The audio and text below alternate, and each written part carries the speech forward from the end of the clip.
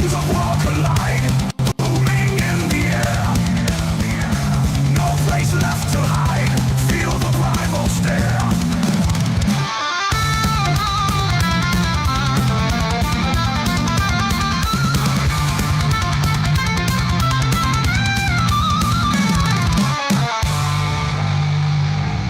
Steel meets flesh with might, shadows castle tall. In the epic night, one by one they fall. Thunder roars below, hearts both fierce and cold. In this deadly show, legends will be told. Titans of war collide, booming in the air. No place left to hide, feel the primal stare.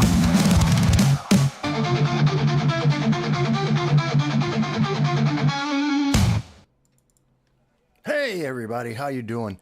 Thank you for joining us. This is the old Man Vass, and I'm here with you on Saturday. This is the Sci-Fi Challenge. This is the old Man Vass, dealing with everything with sci-fi, video games, movies, a little bit of entertainment, because as I put into the comments there, man cannot live by politics alone. He must also have bread and beer and sci-fi.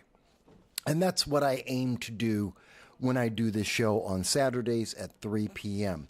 Now, most people who are watching, who may have seen me before, you know that I do 95% of the time, I'm dealing with politics. I deal with elections and candidates and interviews and events. But on Saturday at 3 p.m., I take a break.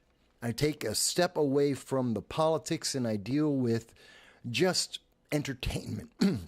Just entertainment, and specifically looking at sci-fi. Now, normally every Saturday when I can, I do a sci-fi top 10 challenge, which you may have seen on the channel before, when I bring individuals from all walks of life to come on to the channel and challenge me on various aspects of sci-fi. The top 10 sci-fi leaders, the top civilizations, top gun, the top 10 heroes, anti-heroes, all of that. We try and get that, but it's a little bit difficult because we have a smaller channel. Please like, share, and most of all, please subscribe. It helps me when I reach out to many of these individuals out there, many prominent individuals that I have met before. They'd love to do this, but very often this channel's too small for them. And so they don't come on because, well, to be fair, you know, if they've got 1 million subscribers, I'm at 100. At this moment, if you're watching it live, it's about 132.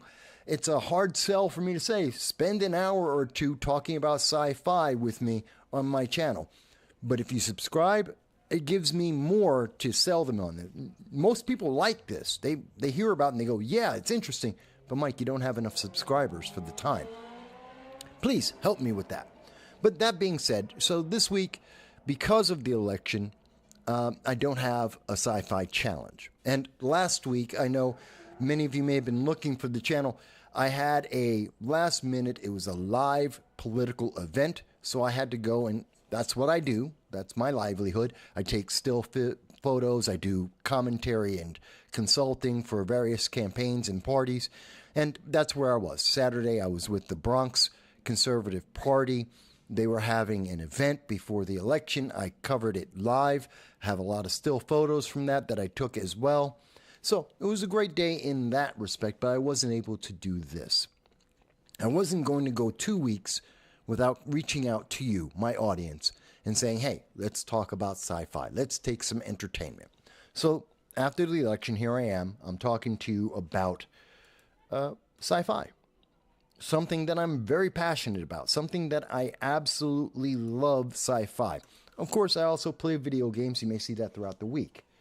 And I'm always willing and happy to hear your voices. So this week, I'm going to do something a little bit different than we've done in the past. I want to talk about, and I've done this once before. I think you may recall. Let me see if I can cue this up for you guys. You may recall a couple of weeks ago. Sorry. You may recall a couple of weeks ago we had done we were talking about movie trailers in 2024. What was the sci-fi that we could expect coming up? We were talking about movies like Venom 3, the Y2K movie that's going to be coming out soon, Space Dog 2024. There isn't a whole lot of sci-fi coming up between now and the end of the year. But we did go through some of the trailers that were coming up at that point. And I said, okay, this week I want to look into 2025. What can we expect? Are we going to get good sci-fi in terms of movies, TV shows, and video games? Are we going to get good sci-fi coming out? Something that we actually want to be interested in? Or are we going to get more of what we have been getting since about 2016? Things like The Last Jedi. Are we going to get more of that type of content? Are we going to get more of The Acolyte? I really hope not. I really hope that Hollywood has finally figured out people don't want this. I mean, with the failure of Concord, with the failure of Dragonage Veilguard, we're watching these AAA games just completely implode. They are failing en masse. Dustborn is yet another one. Even though they have that sci-fi genre on them, they're part of the genre, but they're miserable. They're not fun games. They're not fun to look at. They're not fun to play.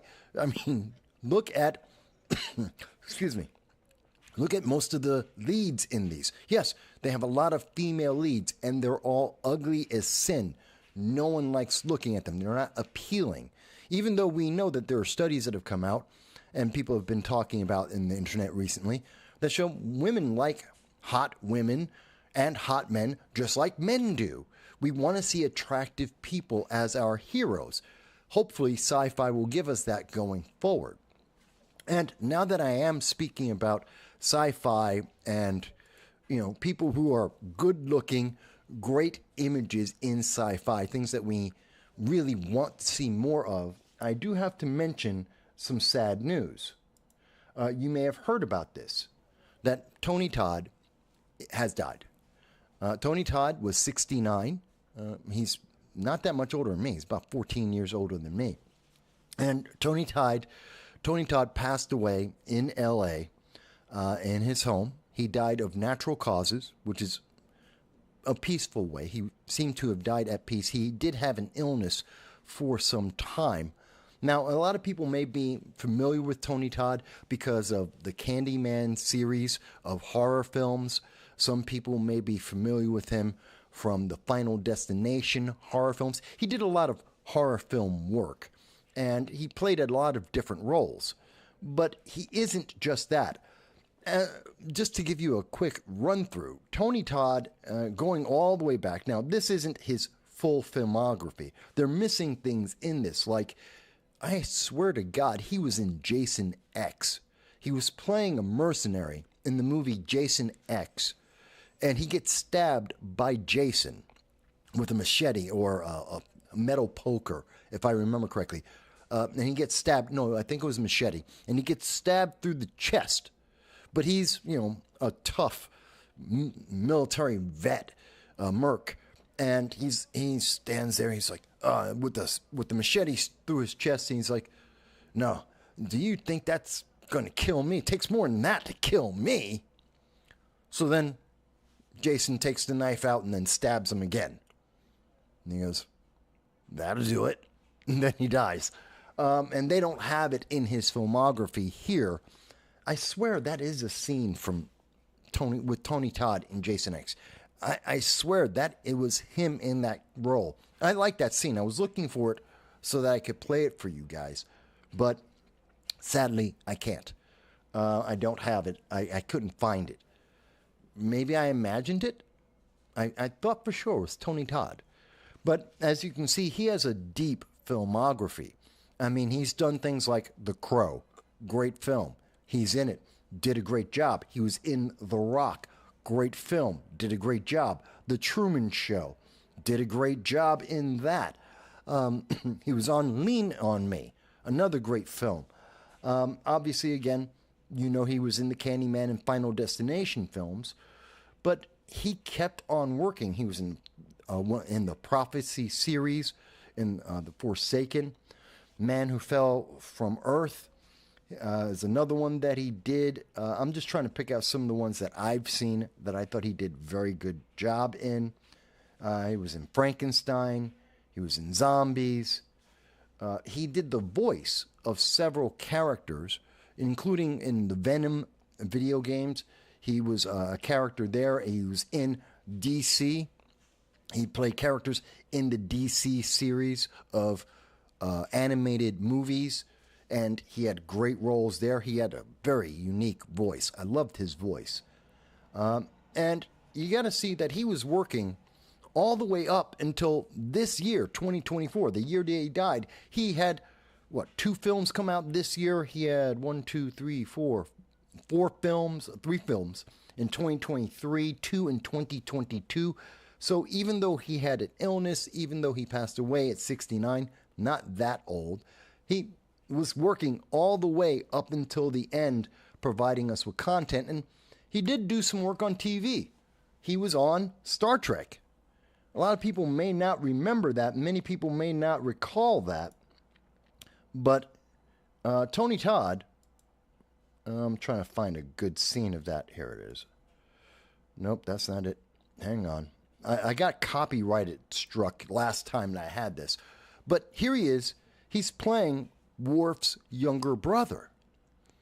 And a lot of people who follow Star Trek, like I did, and watched The Next Generation, which I did, and even in DS9, I believe he showed up in DS9 as well as Worf's brother. And throughout the entire Klingon conflict in Star Trek, whether it's on The Next Generation or DS9, the Klingons were very involved, and Worf and his lineage, the house that he belonged to, the House of Moog, and his house even before that, the dishonor of his family, this was very important. And they had some great scenes together. Like when Tony Todd had to act, he loved his brother, he respected his brother, Worf, and yet he had to be distanced from him because of the politics of the Klingons, because of their code of honor and the dishonor of their father.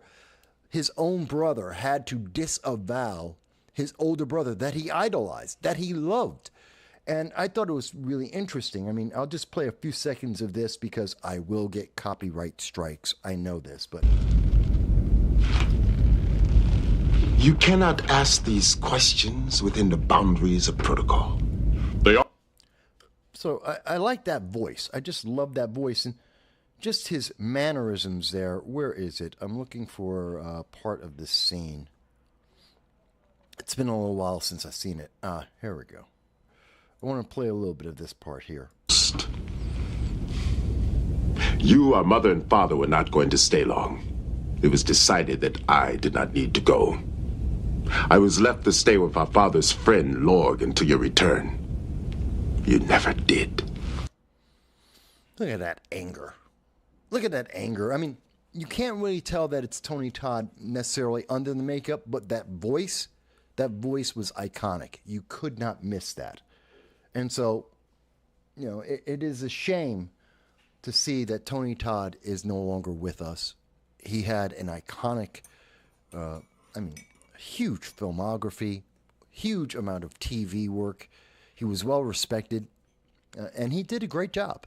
He had a lot of characters that people loved to watch. People loved to see him in various series of TV and movies, and I thought he did a great job. I'm sorry to see that he's passed away, and that he won't be part of sci-fi and entertainment in general going forward.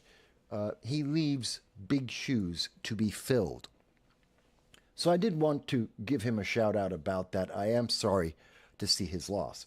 By the way, folks, please remember, you can reach us. We're on YouTube, we're on Facebook, we're on Rumble. We should be live on DLive. Please reach out to us with your comments. If you remember Tony Todd in Jason X, please let me know. If you know if there's that film clip, that death scene in Jason X, please let me know. I'd love to play that because I like that. It just stuck in my mind when I thought about Tony Todd. But, I'll be happy to talk about your favorite movies with him in it. Many people will probably pick the Destination films or probably the Candyman, but there's a lot to pick from. And so moving forward from that. So we did have a great loss, but what can we look forward to? Now that we're getting to the end, we're in November, we're about halfway through November. 2025 is around the corner. We know we have only about 4 films that are going to be coming out with Sci-Fi. We'll see some video games coming out of dubious quality. What do we have to look forward to in the next year? And tell me, I'd love to hear, is there something that you're absolutely looking forward to that you absolutely have to see? Does anyone want to see the Y2K movie with Rachel Zegler? I don't. I don't think it's funny. And from the trailer we showed you last time, I don't think it's funny. I don't want to see it. It's a bad rehash. And kind of like the Venom film, at least Venom 3 was meh. As we said when we reviewed the trailer, it was middle of the line. If you're a fan of the Venom series, you probably liked it. If you weren't a fan of the Venom series, you probably skipped it. That's what a lot of people did. But is there something we can get excited about? Well, let's take a look. Because going forward, what we are seeing is that there are movies that are coming out next year, 2025. We've got Jurassic World.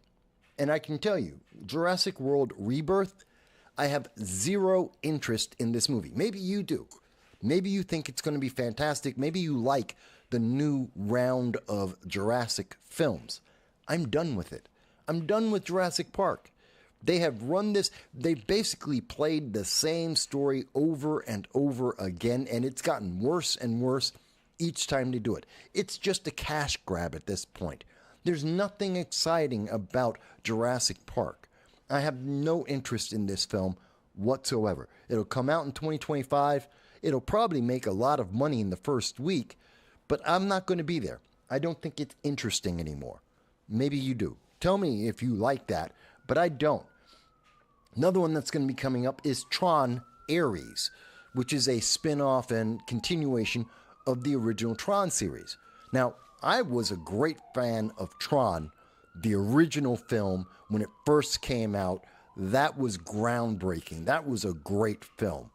Jeff Bridges was in it. It really, really stunned all of us. Now, I know today with CGI and the technology we have, probably I still think the original Tron movie holds up.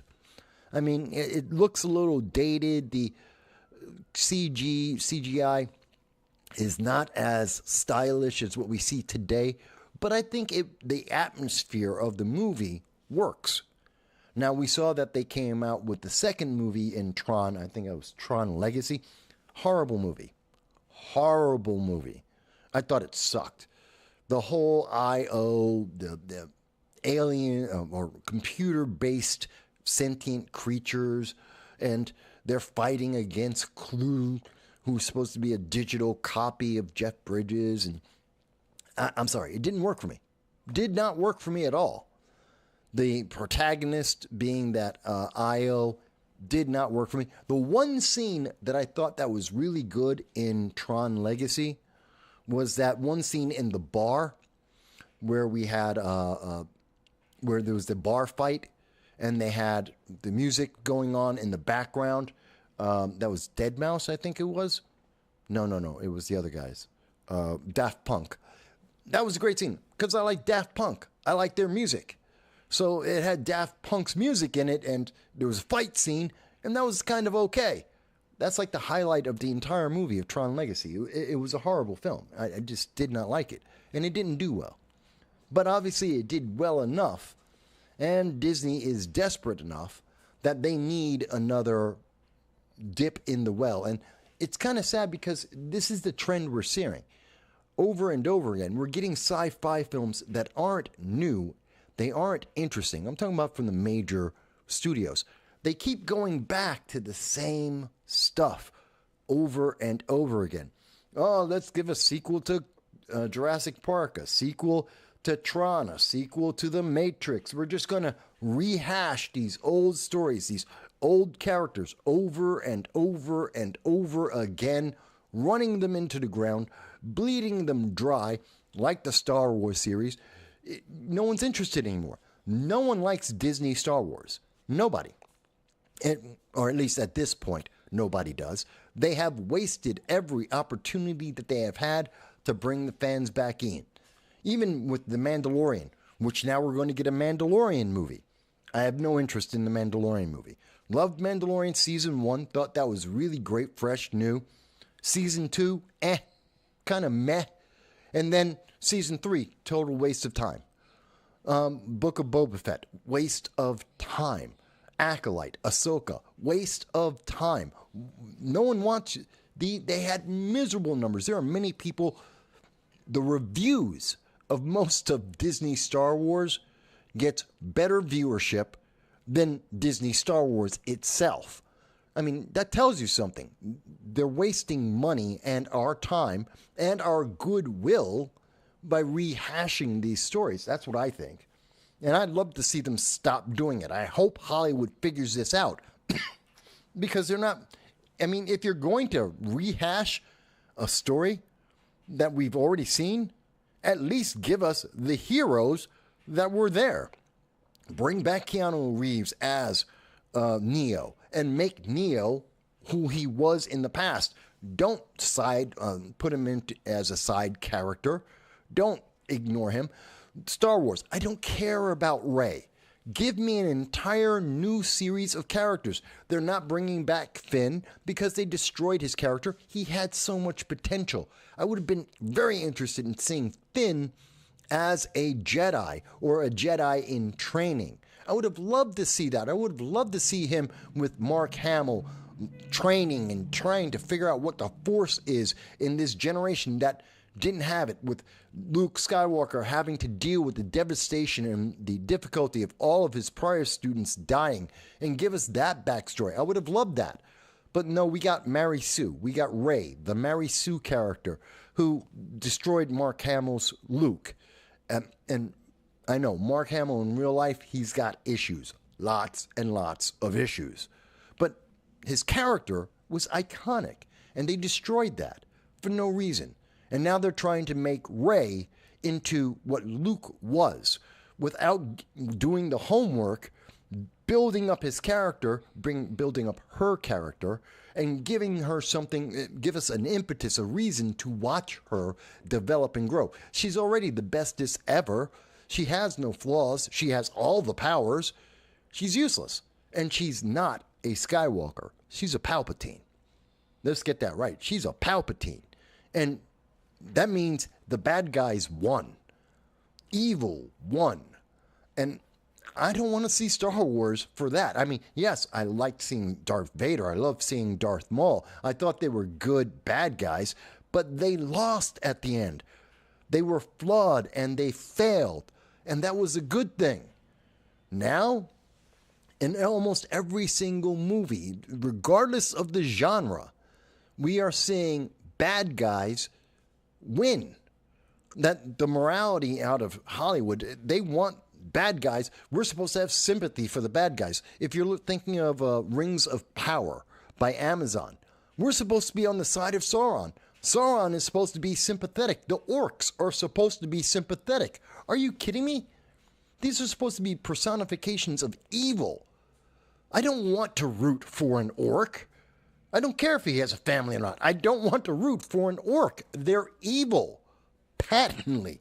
They were designed and created to be evil. Sauron is evil.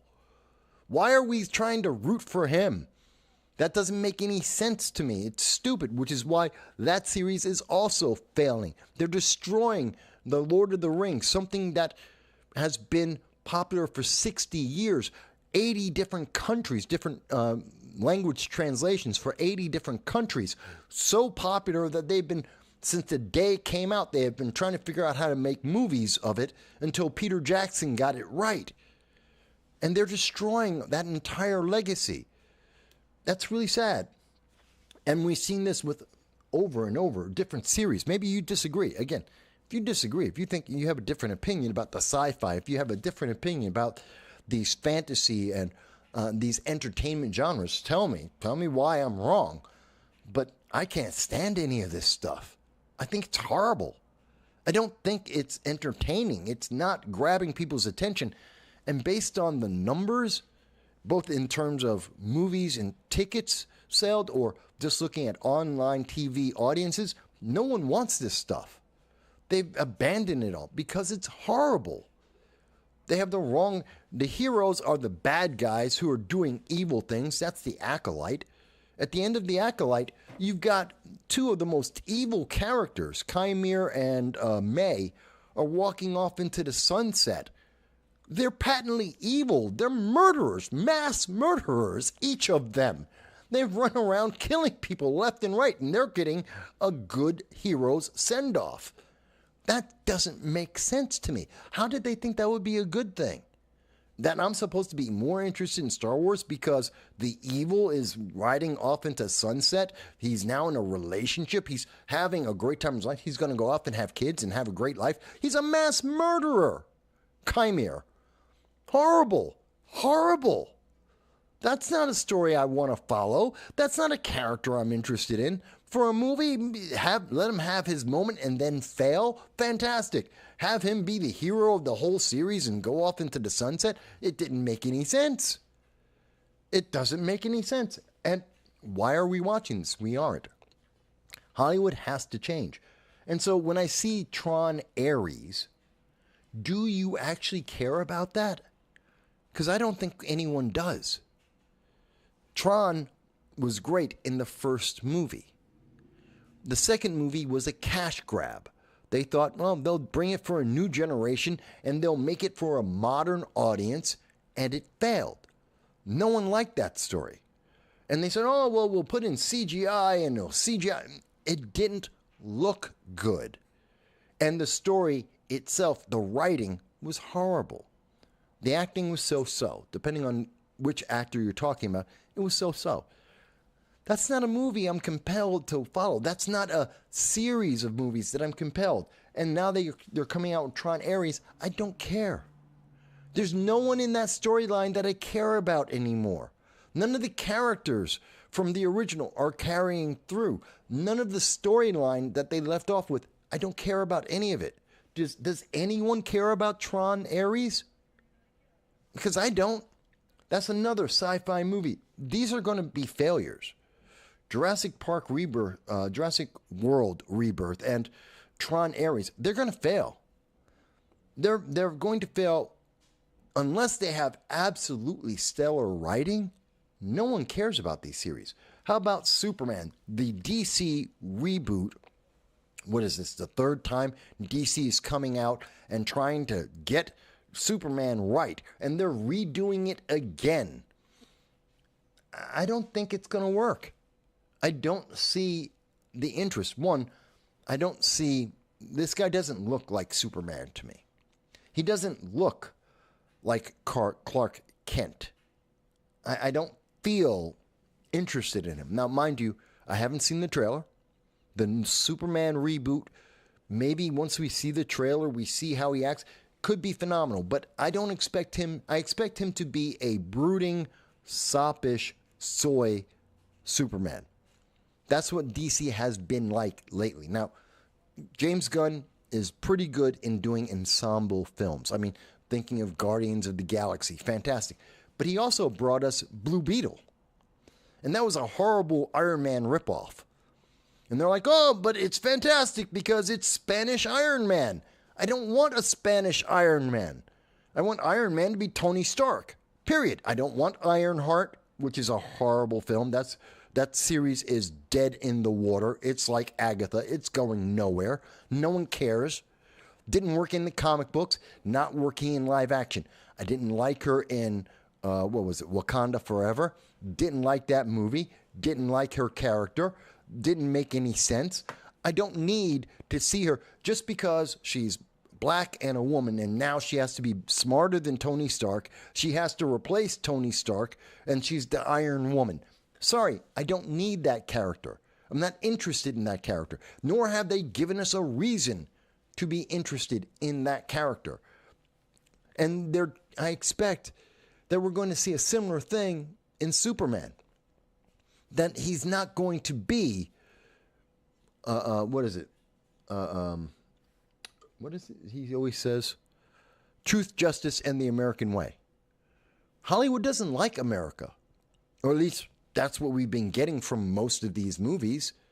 They don't like truth. They like their perspective. They have their feelings, but they don't like the truth. They like their truth, their subjective view of everything. And that ruins these characters because Superman objectively is a Boy Scout. He is a goody two-shoes.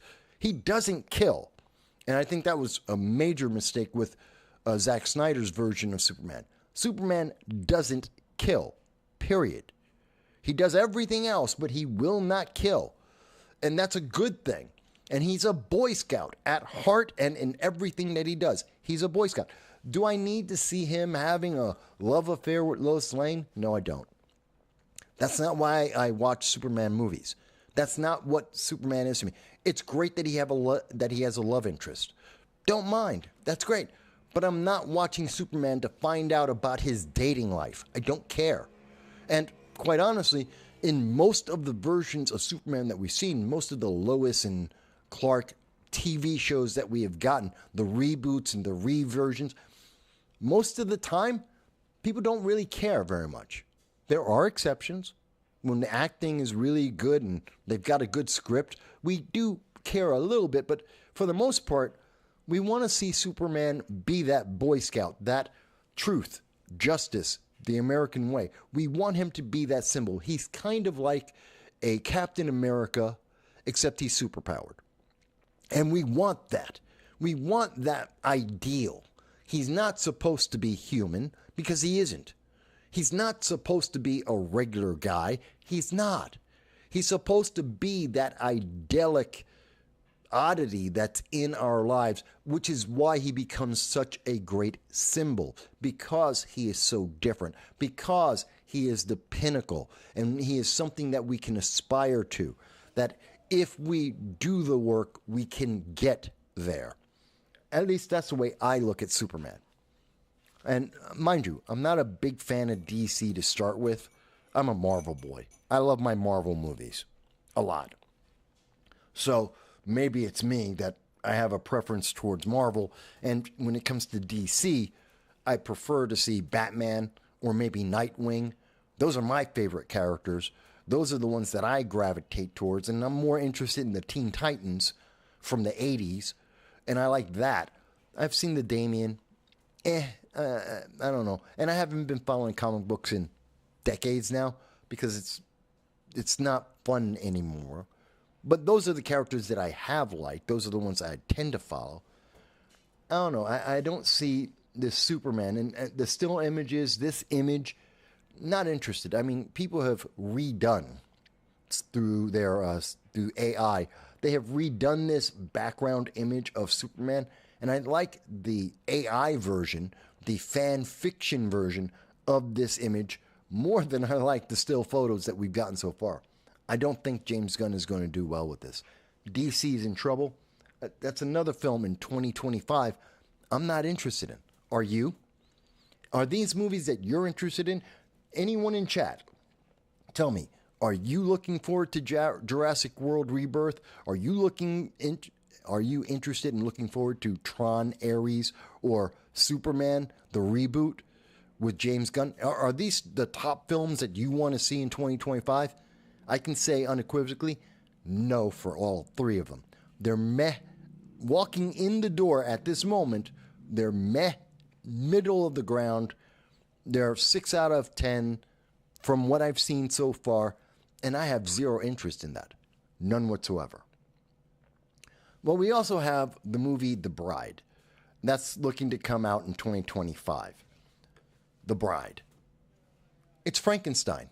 It's a modern audience version. Instead of doing Frankenstein for a more modern audience, and I think the last time they did a Frankenstein movie, it was I, Frankenstein, was the movie, which actually, I kind of like that. I don't know if anyone else saw that. I, Frankenstein. That was in 2000. What was that? 2012? Hang on, let me find out.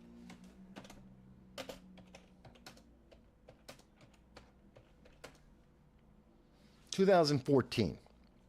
Yeah, the I, Frankenstein film was 2014 with Aaron Eckhart, who was not a great Frankenstein. They could have done a lot with this story. It was an interesting storyline, a revision, a reimagining of Frankenstein. It was interesting, but didn't work. Bill Nye, he was kind of mailing it in. He's a decent actor, didn't really do anything. Miranda Otto, completely wasted. Yvonne I don't even know who she was playing. Yvonne Strahovski. I don't even remember what her character was. But I do remember Miranda Otto. She was one of the angelic good guys. Completely wasted. It was a decent film, but, you know, they got it rated about a 5 out of 10. I'd have given it, well, that's actually pretty fair. Maybe a 6 out of 10, but it was close. But this movie, The Bride, which is yet another version of Frankenstein, this time focusing on his girl, the woman that was made for him, the bride that was made for Frankenstein, not interested. I don't care. I mean, I understand they're going for the modern audience. They're going for the women out there. I don't think they're going to get them. And that's also not sci-fi. That's fantasy, absolutely. And I know they say it's science fiction because, you know, they brought back to life these bodies, so it's kind of sci-fi. I don't think so. That's horror. It's not sci-fi. I'm not looking forward to this. Maybe you guys are. Again, I'm looking forward to hearing your comments in chat. Stop me when you find something that you think is interesting. Companion is a new film. I haven't seen that. I'm going to come back to it because there is a trailer for it. And by the way, there is another Frankenstein movie, just like there's a remake of Nosferatu. There's going to be in 2025 another version of The Wolfman. Again, Hollywood has no new ideas. They are going back in time and they're going and redoing all the old ideas. They have nothing new to offer us. And it's sad. It's really, really sad because they can't even get everything done. Fantastic Four, absolutely no interest in it. I don't want to see Pedro Pascal. He's a decent actor. I'm tired of seeing him. I'm tired of seeing his portrayals. I don't think he does a strong character. Some people like him in The Last of Us 2. We'll get to that. That's coming in TV. I'm tired of him. I don't think he's as good as the hype has behind him. But I'm jumping ahead a little bit. So there's Companion. There's Avatar, Fire and Ash. I know there's a lot of fans of Avatar out there. I don't care about Korra. I didn't watch any of the Avatar Korra series. Don't care. Not because she's a lesbian, not because she's a woman. I don't care. They finished the story of the main Avatar. I don't need more. And that's the thing about Hollywood. They're so attached. They got to add more to the story. They got to keep running that genre, the IP. They have to keep the IP going for the next generation. And then they give us a beginning, a prequel, a origin story for everything. They can't leave anything alone to your imagination. I can imagine the story after it finishes in the theater or on the TV series. I'm done. I can use my imagination and make up my own story. I can make up my own story about how they got there. Yes, that's called fan fiction. And some of the fan fiction out there is 10,000 times better than anything that's being put out by Hollywood these days. 10,000 times better. I don't need Hollywood to give me an origin story for anything. I don't need them to follow up and keep going with the story that they can't write in the first place, that people don't want to see. So I don't want to see the Avatar movie. That's me. I'm really not looking forward to the sci-fi that is out there. And I know there's the Thunderbolts that's supposed to be coming out from Marvel. This is their answer to the Suicide Squad. This is going to fail. This is going to be an abject, absolute failure. No one's going to watch it. I'm sorry to say these things. There's so little to watch coming up. Predator, another Predator movie? Predator Badlands? Really? Prey was the last one. It was all right. I'm just, again, they just keep adding on. These are all about cash grabs. All of these movies are just cash grabs. Nothing original. They're just picking up an IP that already exists and they're running out going, you like this IP, right? You like Predators. So come and see another Predator movie, even though it sucks. It's kind of like what we saw with Alien and the latest Alien film. It sucks because they don't have anything new or original. It's not interesting, especially as they try and target modern audiences that don't exist. It just doesn't work for me. If there's someone who says, oh, Mike, but you don't understand. This is going to be the greatest film ever. Really? Please tell me why. The one thing I'm kind of interested in is 28 years later. I don't know about you, but that one has a potential, and that one's kind of interesting. We had 28 days later, 28 weeks later. I would have expected they would have gone to 28 months later, but in terms of time, it's too late. So they're going to 28 years later.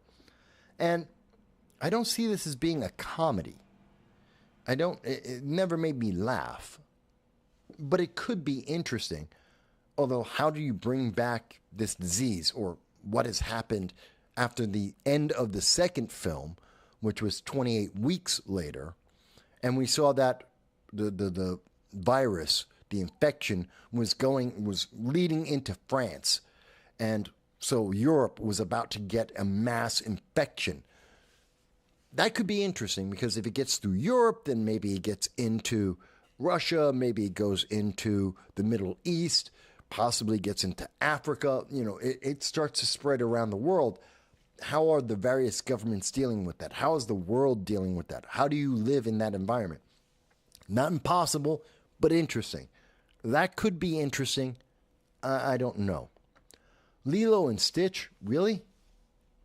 They're going to give us Lilo and Stitch again? I mean, I love Stitch. I love Lilo and Stitch. I liked the original. They don't need to touch it again. Leave it alone. Again, Fantastic Four, I do not like the cast. I do not think that they have a good idea behind it. I don't trust the MCU. They have failed. The MCU needs to stop and leave it alone for a couple of decades. Well, a couple of years, maybe a decade, and then come back. They have screwed up everything. And just because we had Deadpool 3 was great, but that was Ryan Reynolds. That was Fox Movies. That had nothing to do with the MCU.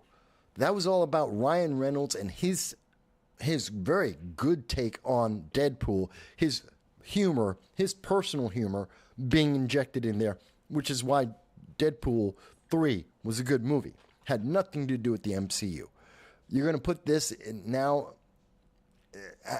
I don't know. I don't think Fantastic Four can build up off of that. I am kind of interested to see Mission Impossible Dead Reckoning Part 2.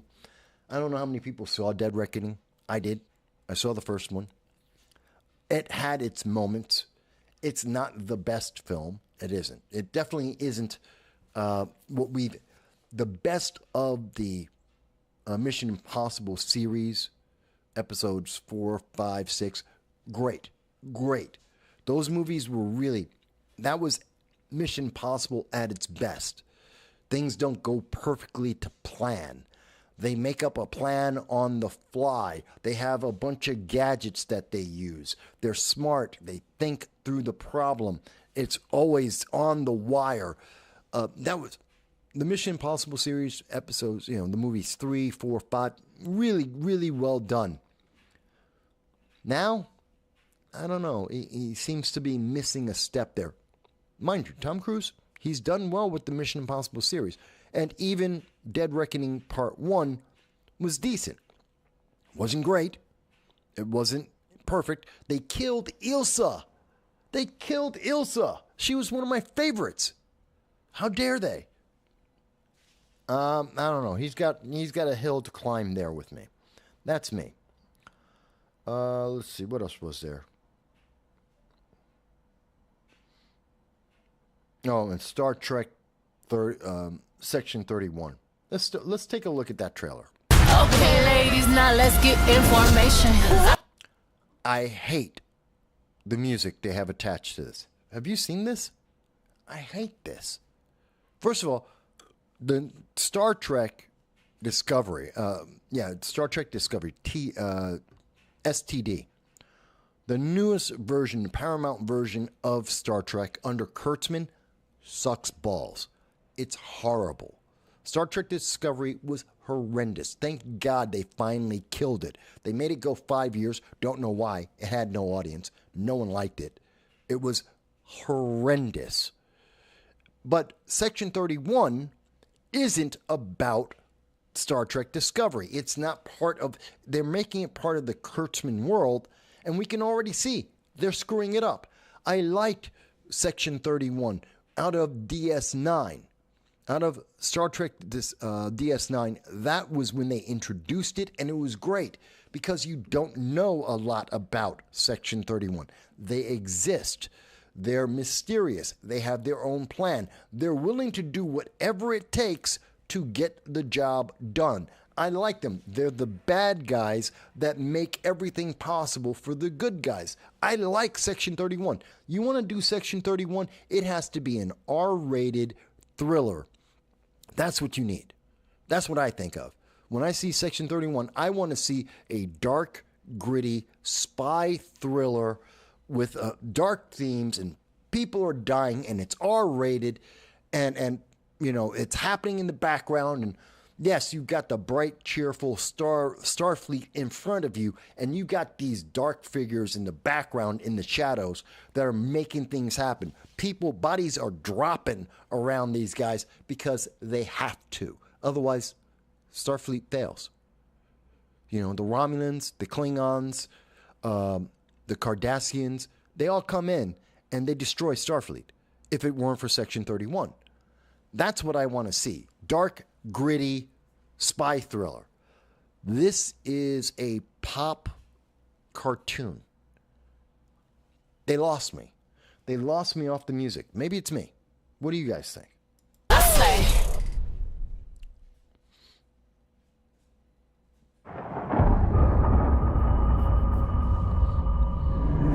An emperor. Now, I got to stop this every so often because I get content strikes in a heartbeat.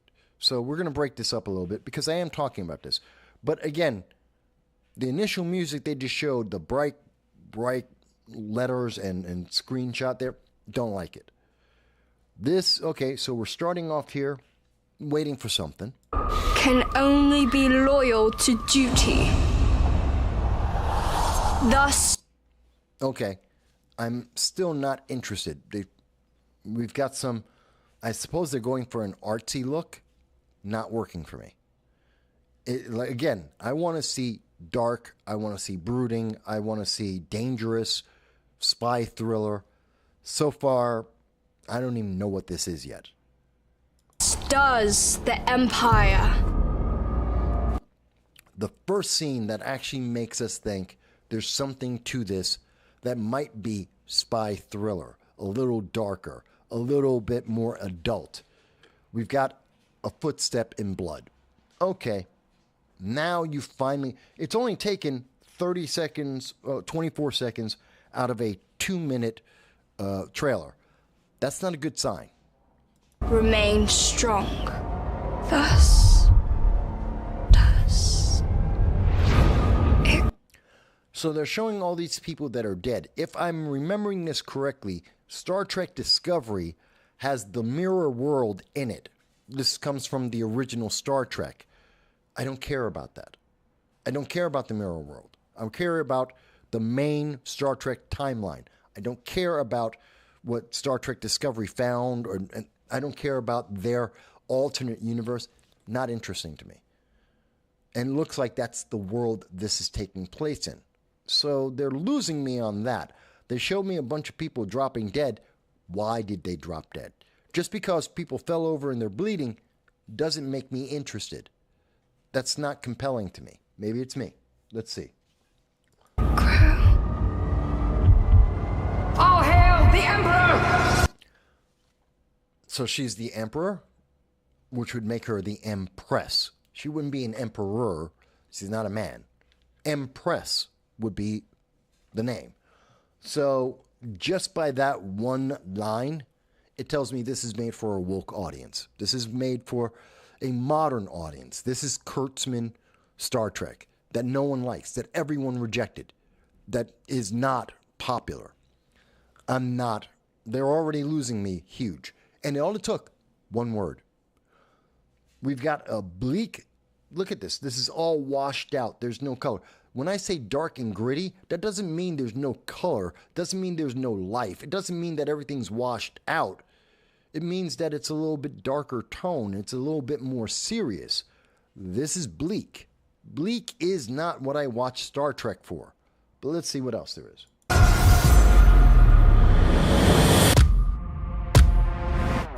Again, back to the bright colors. Why? We've got a singer. What's that got to do with anything? Philippa Giorgio, you're a tyrant who murdered her own people by the millions. I don't care. I don't care. So, Michelle Yeoh is the young girl. The initial scene we saw was apparently Michelle Yeoh, when she was younger, she killed everyone so she could become the Empress. All right. I don't care. Again, they got to fill in the backstory. Modern Hollywood, you can't leave anything to anyone's imagination. We have to show you that she became powerful. I don't care. That's not compelling to me. Past always catches up with you. Your section. The music does not fit. Spy thriller does not have this music. Does not work. It is everything, every element of this trailer is taking me out of it. This is the first time I'm seeing the trailer, by the way. I've never seen it before. Every element of this is not interesting to me. I am not being compelled to say, ooh, I want to find out more about this character. I don't care. They haven't given me a reason to. They haven't given me a reason. We're almost halfway through this. I know one character and I don't care. That's a problem. 31. Okay, ladies, now let's get informed. Okay, none of these people look interesting. This is supposed to be a Vulcan? He looks like an elf. He doesn't look like a Vulcan to me. That looks like an elf. He looks like he's supposed to be in some fantasy movie about elves in the Middle Ages. Regular human girl, don't care. Black guy, don't care. This guy, I don't know. He's supposed to be some kind of tech marine. Yeah, not working. I can see the genres they're trying to pull off of to draw people in, but this isn't Borg. He doesn't look like a Borg. I guess they may say that's the version of Borg that he is, maybe, but I don't find that. I think that looks silly. If he's a Borg, he looks silly, and he's not intimidating. He looks like he's wearing a bad cosplay. I don't know why this guy's in this medieval-looking chainmail kind of outfit. Doesn't look really interesting. And why is he staring off into space? I don't know. And again, we've got an elf. They're mixing genres here. It's not working. 31 is a Black Ops division. Spy work. It's taken them more than half of the trailer to tell us anything about Section 31. If this is the first time that you have ever seen this, you don't know anything about Star Trek, or you haven't seen DS9, this is the first time. It took more than half the trailer for them to finally tell you what Section 31 is. That's a bad trailer. Starfleet is here to make sure no one commits murder. What a cute idea. Prove to me you got some coordination. Stay going to be bumpy and bad. Oh God, I am so not interested in any of these characters. Oh God, that isn't interesting. That what he just said. I guess he was trying to get that Han Solo, I got a bad feeling kind of vibe out of Star Wars. Maybe. Not working. Looking at the ship, not working. Looking at the CGI, it looks pretty bad. That's bad CGI.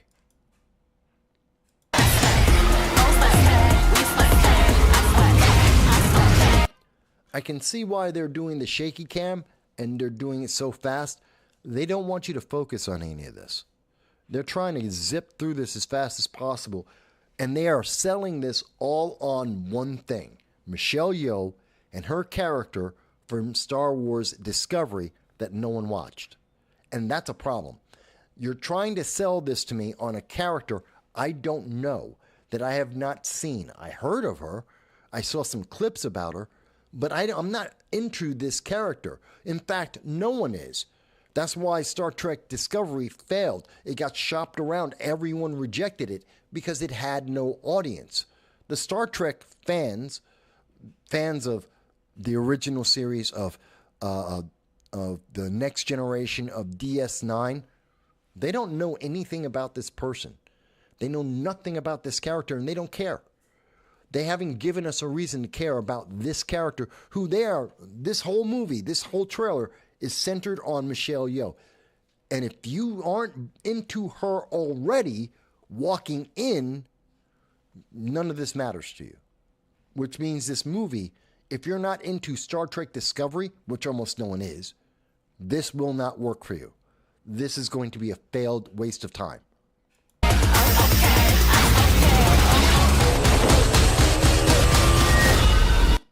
Oh yeah, she's supposed to be, that was supposed to make you feel like she's a badass. That was the action scene to make you think she's a badass. She's like Lara Croft, the original, not the remakes. She's right there with all of your male heroes. She's just like Kirk. I'm sorry. Or Cisco. No, I'm not buying it. I'm not buying it. You're a bad bitch. No, she's not. No, she's not. Simp. You got Simp 1, Simp 2. Look at them. They're just simping on her. Clutching her pearls. I'm sorry. No, I'm not buying this. We can't trust you with our lives, but here we go. Somebody's got to keep it lively, right? Oh my God. Nothing about this trailer has been lively. And why would anyone be dumb enough to say, I can't trust you with my life, but I'm going to go ahead and go on an adventure with you. Why in the hell would you do that? What does this have to do with a spy thriller? This isn't James Bond. I mean, if they're trying to get the James Bond image, it's not working.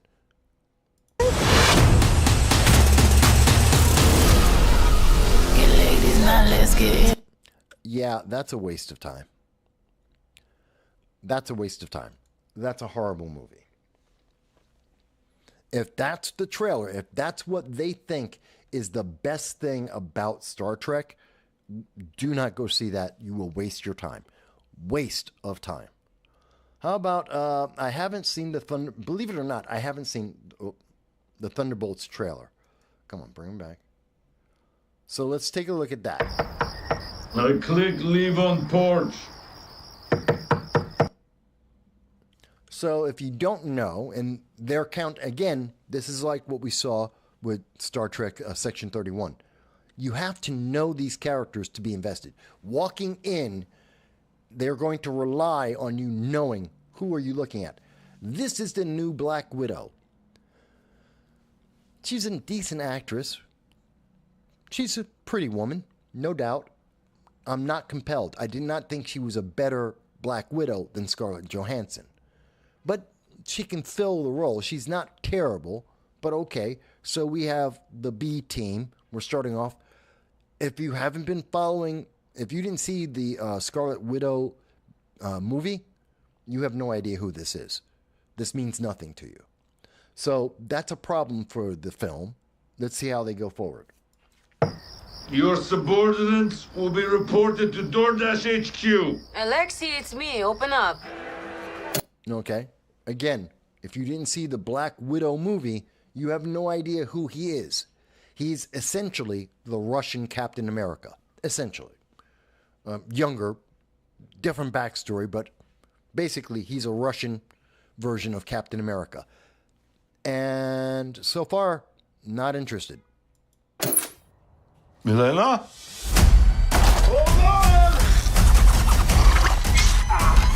Was that supposed to be funny? Was that supposed to be humorous? Ha. She showed up at his door, so he has to clean up. Okay. I'm not getting the humor. Elena! Hi, Dad. Sorry about the wait. It was an important call. Highly classified. Lot of work. Okay, so he's a liar and an idiot. Which is true to his character out of the Black Widow movie. But, this is so heavily relying on that movie that if you don't know all of his the original film, none of this is working for you so far. This is not compelling. This isn't funny. The fact that he's a slob, lives alone, and he's trying to impress his daughter, adopted, that he's trying to impress her or make her think that he's, impressed. It's useless. Let's go on. Work. Many irons in fire. You feel fulfilled? Oh, yeah. Yeah, so full. So filled. But why do you ask this? What brings you here? I hate her hairstyle. Is it just me? Do you hate Yelena's hairstyle? I don't know what that's supposed. Is that supposed to be cornrows or something? I don't know. She can look better than this. In the Black Widow movie, she looked better than this. I think she was heavier, but she looked better. I don't know what that look is. I don't know. Maybe it's post-punk, modern. I don't know what it is. It doesn't look good. Again, she's an attractive woman, but not there. There is something wrong with me. Yeah, you're not the Black Widow. That's the first thing. See, that's her hair. Looks all right. So her hair at about a minute in, that's her hair there.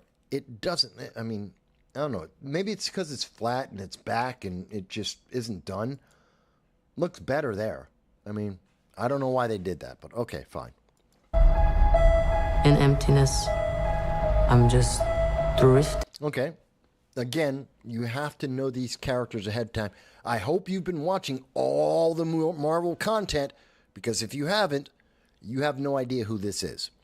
This is the Winter Soldier from Captain America's second movie, and was also in Endgame and in it's Bucky, and he was in Endgame and he was in what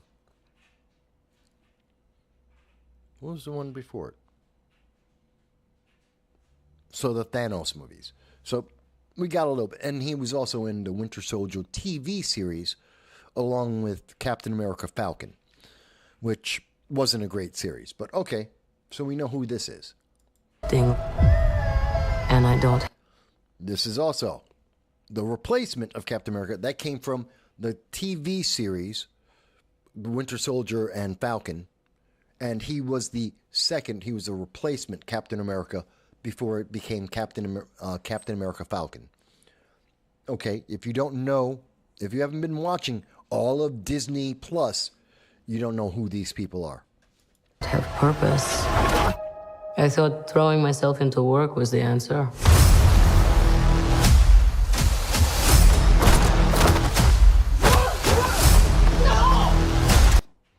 Okay. You know what's wrong with this scene? It's in the dark. That's not the actress. This is obviously in the dark because it's a stunt double. She can't pull off these moves. And that's a problem. Because if she can't pull off the moves, then you're not going to believe her in the rest of the movie. Now, when you saw the original Black Widow movie, she didn't do a lot of action scenes. She's not good at it. So they kept it to a minimum. And here we can see this is definitely not, this is a stump double. That's not a good sign. That's not a good sign. But, you know, that was supposed to be her badass scene. I'm not buying her badass scene because it isn't her.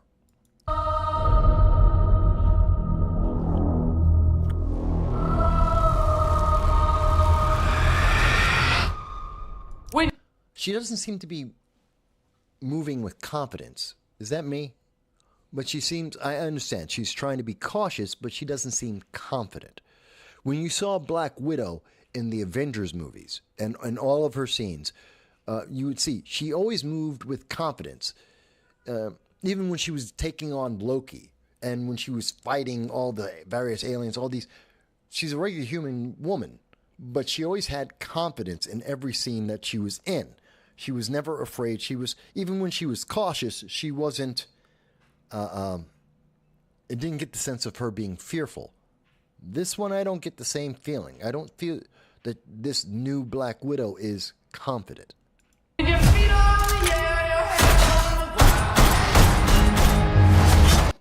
Wait a minute. Wait a minute. Wait a minute. Wait a minute. Okay, she's standing right here. She's looking at some document. So she's looking forward. Let me see. So she walks into this room, is looking around at documents, and doesn't see the guy standing on her left. This is the replacement Captain America, by the way. But she doesn't see the guy standing on her left. She's supposed to be this super trained spy. Nearly a super soldier. She's been trained so much all of her life. And she didn't see a guy standing, not in the shadows, with lighting, just standing there with a gun pointing at her? Oh yeah, there's your badass character right there. She's definitely not the Black Widow. That I do not buy. Then he starts shooting at her. Now, here's the thing. This guy, he has the super soldier serum, not the same one that Captain America has. He's not as powerful as Captain America, but he's more powerful than a regular human being. He's enhanced, which means his aim, his reflexes are more than a normal human being. He has a gun. He had the drop on her. She didn't know he was there. He had an aim on her. He's a super soldier, and he's firing at her. And you mean to tell me he didn't hit her? He would have killed her on the first shot. That's stupid. And then I'm supposed to buy that she sees him. He's already done. He's a super soldier. He's faster than human. She's dead. She may be well trained. He's faster than human. Better than Olympic level reflexes. She's dead. Okay. And she picks up women. He fires every single shot at the briefcase box thing. That's covering her head. There's her stomach, her legs. The rest of her body is wide open. He's not shooting any of that. He's a super soldier. He can put a bullet anywhere he wants to on her. He has exceptional aim and speed. She can't block every shot. And she's got to protect her head because he got the drop on her somehow. And he's not going to take it. You want to stop her? Shoot her in the legs. Shoot her in the legs. She drops to the floor. Do whatever you want at that point. You win. This isn't hard. Oh my God. I do not believe in this already. This is horrendous. This is the Thunderbolts. It's stupid. Somehow maybe he ran out of bullets. They somehow get into a hand-to-hand fight. He is a super soldier. She is a well-trained soldier. He is a super soldier. She seems to be very slow. And as much as they tried to sell us on the fact that she can beat a bunch of regular guys, okay, let's assume she's that much of a badass. He's a super soldier, almost on the level of Captain America. He can toss her like a paper ball. That's it. This is dumb. Oh. Oh. It took half of them. Really? It took half of this trailer to finally show us some people. So, a super soldier who has better vision, is more aware, his senses are heightened. She, a super spy who has been training all her life, is supposed to be on top of this. They both get surprised by this person. And by the way, you have no idea. I know who this is. This character is called Ghost. It's from the Ant-Man movie, the second Ant-Man movie that no one really liked, that no one really cares about. This is a character from Ant-Man. Oh, no, wait a minute. Or is this Taskmaster? See, I don't even know. This could be a female Taskmaster, which isn't what's in the comic books and is a stupid character. And as far as I know, and again, going back to, you'd have to see the Black Widow movie, she died. So if it's Taskmistress, then she's dead.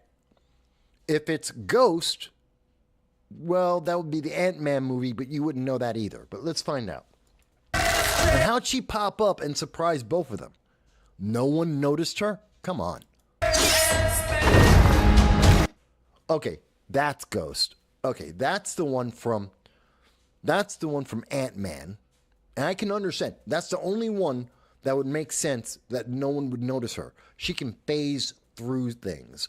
So I could believe she could appear by surprise because she can phase through a wall and they wouldn't see her. But notice, she's the only person so far that someone else noticed when she entered into the room. Everyone else has been surprised each and every time.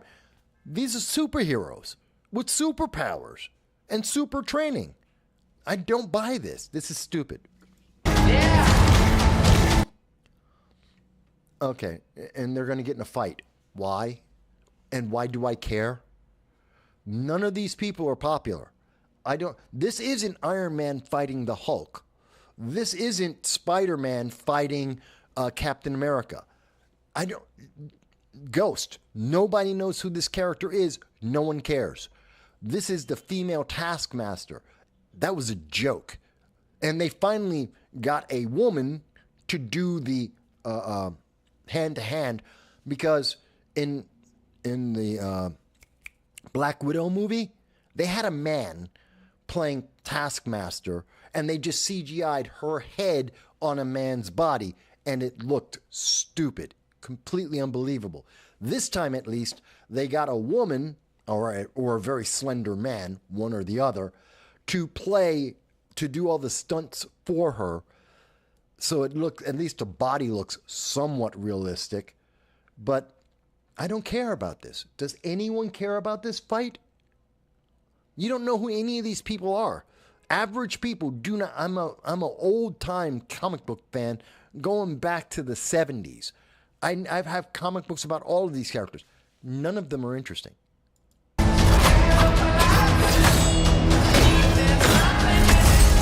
So why are they all fighting each other? I mean, I see what they're doing with this. Oh, look, see, there's a fight, and you got two sides to the fight, and they're fighting against each other. Why do I care?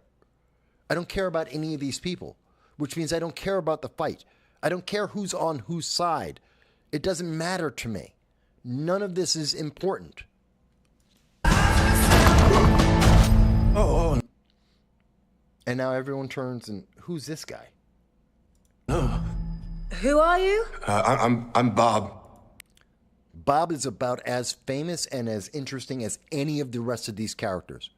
Bob is just as famous and just as interesting to me as anyone else. I don't even know who Bob is. No one knows who Bob is. No one cares. No one cares about anyone in this trailer so far. Who sent you, Bob? Nobody. You were all sent?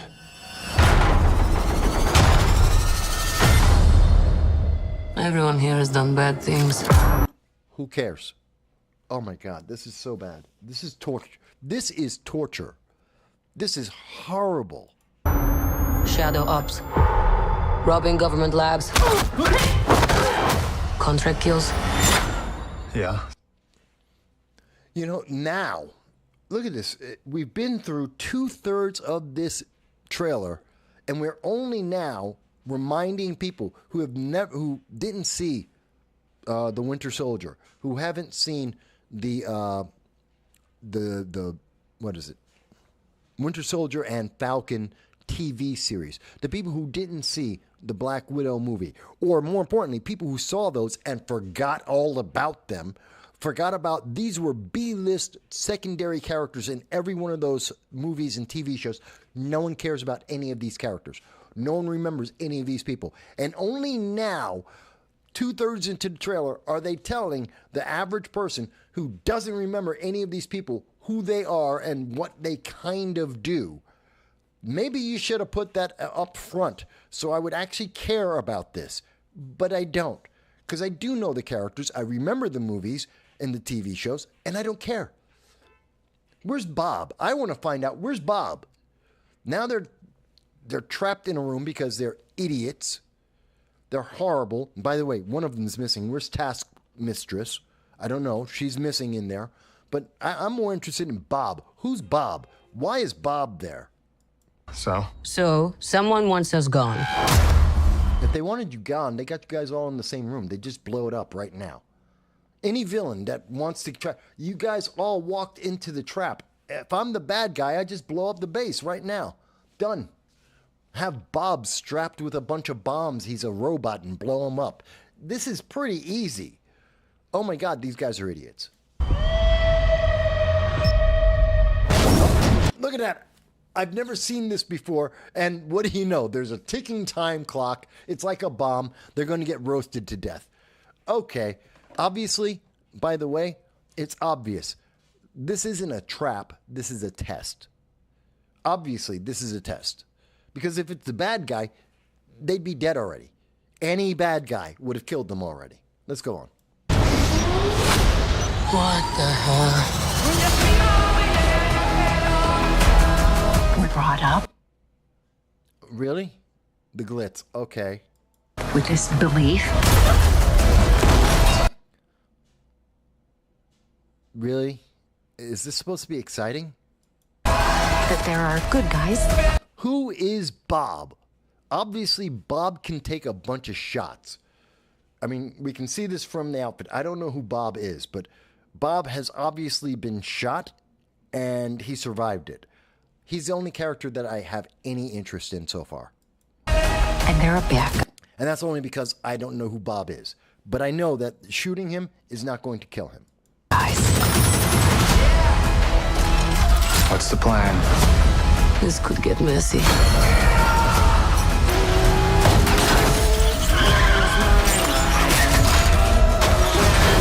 But eventually, you come to realize Is anyone finding... I mean, I get they're trying to give us the action scenes to make us go, ooh, ah, ooh, ah. Not working for me. Is it working for anybody? that there are bad guys and there are worse guys. Every single one of them are B or C list characters. None of them are people that anyone knows. None of them have these. There is no star power amongst these people. None of these characters are interesting to anyone. Where the hell is Bob? Where is Bob? That's the only one I want to. That's the only person that they have shown so far that I have any interest in. Where is Bob? And nothing else. Look at Oh God, I know who it is. you. So adorable. Okay, and if you don't know, here goes one of a recurring character. She was in Black Panther. She is Lady Viper. And I know this because I know the comic books. And she's a quasi bad guy. She's kind of an anti-villain, kind of. And Dreyfus is not doing her justice. This is not the best she's looked, nor is this the best outfit for that character. Lady Viper usually wears green. And she's really dolled up. And I'm not buying it. She's also physically fit. Lady Viper is like 110% able. She could fight the Black Widows hand to hand and win. So she's supposed to be a badass, and she's a femme fatale. And I'm not getting that from what is her name? Marie-Louise Dreyfus. I'm not getting that. She doesn't look. She's aged out. Just to be fair, she's too old for the role because it's supposed to be a physically fit, intimidating, and sexy woman. I'm not saying that Marie-Louise Dreyfus is ugly. I'm saying she doesn't look physically fit. She doesn't look physically intimidating. She doesn't look like she can, well, she might be able to have a fight against this Black Widow, but I don't think that she would necessarily win. I think it'd be a draw. It's not the character. I'm being drawn out. And maybe it's because I know more. I'm a comic book fan, so I know more about these characters, but this is not working. Don't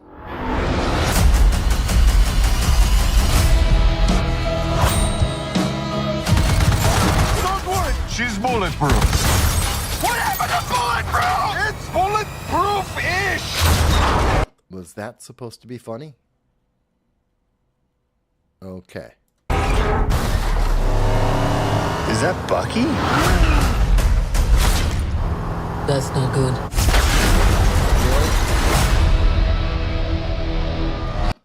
This movie is not going to do well. This is a horrible movie. They're putting this in for the summer to set off the summer blockbuster series. This is not going to do well. The jokes do not land. The characters do not do action well. The storyline does not look interesting. The only person that has any kind of interest whatsoever is Bob, and that's because I don't know who Bob is. All I know is Bob can survive a bunch of bullets. That's it. That's the only character I care about. Bob. I don't even know what Bob is. Everything else, don't care. This is going to be a fail. Oh my God, is this movie going to flop? Do we get... And they don't show us anything else about Bob. I wish they did. How is my... Okay, I don't know why that's me, but all right. Everything else, don't care. Okay. Wow. Got my own thing here. All right, we were going back. So, Thunderbolts doesn't look interesting. What's this Companions? This is supposed to be coming out in January. Let's take a look at this. So far, sci-fi movies are looking horrible. Bad action, bad writing, bad acting. God, give us something here. Give us something to be interested with that isn't another just copy, another prequel or sequel. Give us something original. My love must be a kind. Oh, I know what this is. This is horrible. Of a blind love. So, it's brought to you by The Notebook. So most guys are already checking out. Chick flick, fantastic, which is great for women. Chick flick, fantastic, enjoy it. Men, not going to see that. Not interested in that. All bright. This is absolutely meant to be targeting women. The way they have everything laid out, this is obviously trying to get women to experience a new kind of love story. Guys don't go to see love stories. Guys aren't interested. No wonder they moved this. It's coming out in January 31st, so it's right before Valentine's Day. So this is the chick flick that guys are supposed to take their girlfriends out to see Valentine's Day with. I don't think that's going to work. This doesn't look good. I don't like this actor. I know he's from The Boys. I don't like him in The Boys. Season 1, he was kind of tolerable. I don't like his acting. I don't like the way I just don't like his acting. I don't find him compelling. But he is popular because he's in The Boys. So there is that. I've seen her in a few things, but I don't remember her. She's pissed off. Okay.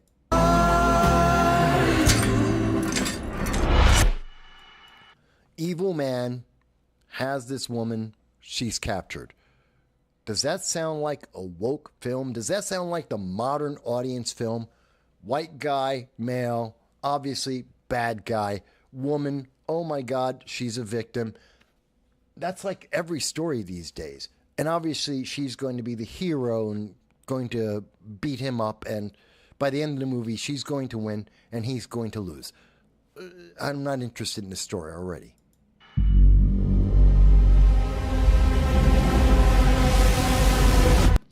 Barbarian? Did you even see Barbarian? Did anyone see Barbarian? No. I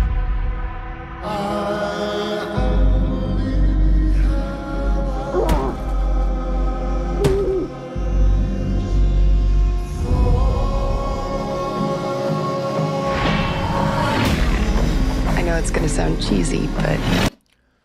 So we already see it. Crazy psycho ex-boyfriend who's super rich. This is like right out of Shades of 50 Shades of Grey. He's super rich. He's super crazy. He's obsessed with her. She was tempted by the money and the splendor, and she decided to date him. He became obsessed, and now she's trying to escape, and he's all over the place. And he has his minions all over the place. I'm bored. I'm bored with this. They've done this movie a bunch of times. I'm bored with it already. The moment we locked eyes,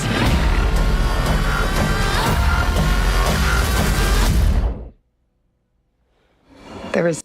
And that's pretty much it. At the end of the movie, she's going to kill him. She's going to escape and get her... She's going to reassert herself and get her freedom and... Girl boss, you go girl, and she'll win. That's what I'm seeing in this movie, which is every movie since like 2017 until 2024. Every movie's been basically this movie. I'm not interested. Bored out of my mind. I don't think most women will see this either because they have seen this already. It's not new to them. It's not new to me. No one, why see this again? It's just a spark.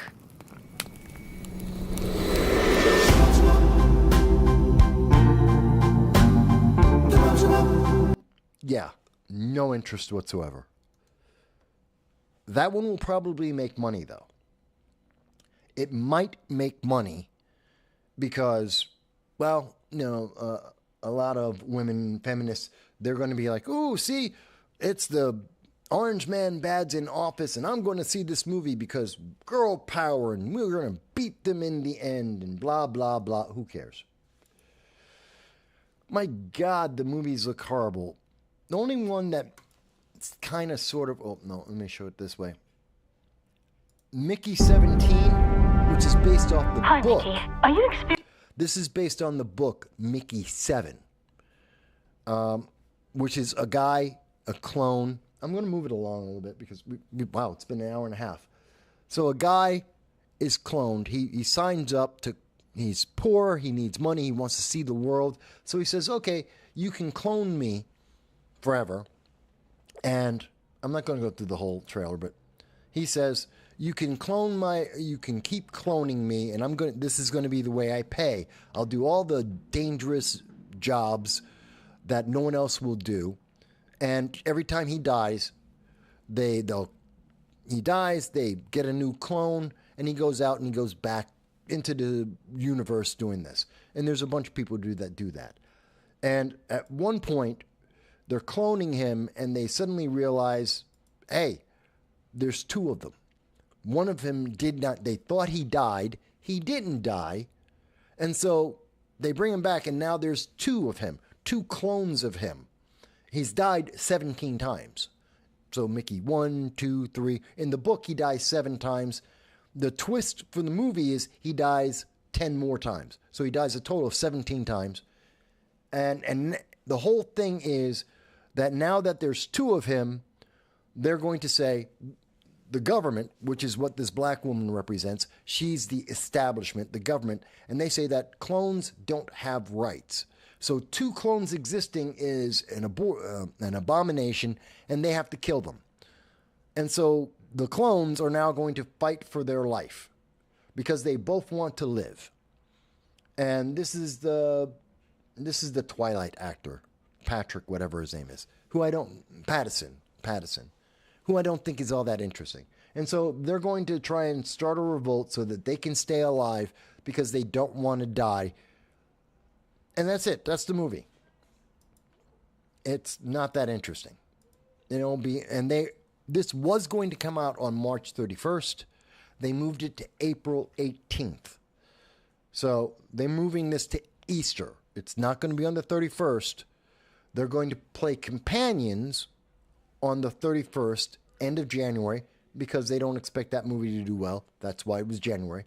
This was going to come out in January because they didn't think it was going to do well, but they have nothing else to fill the Easter slot, so they're pushing it into Easter. I don't think it's got potential. I mean, at least it's somewhat new. I mean, it's a copy of a book. It's not original. Someone else already wrote the original book. They're just adapting it. It's an adaptation. I don't know. I don't think it's going to be that great. In 2025, in terms of video games, The Alters looks like it'll be interesting. That one I'm looking forward to. But what do we have? A remake of Doom. We've got Death Stranding 2. I'm not interested in this stuff. AAA gaming has fallen on its ass. It's no good. You'll find better indie games than you will AAA games. I don't want to spend 50, 60, 70 bucks for any of the games that have been made in AAA gaming in quite some time. TV series. 2025. TV series. Is anyone looking forward to Fallout Season 2? I think I did a video on this.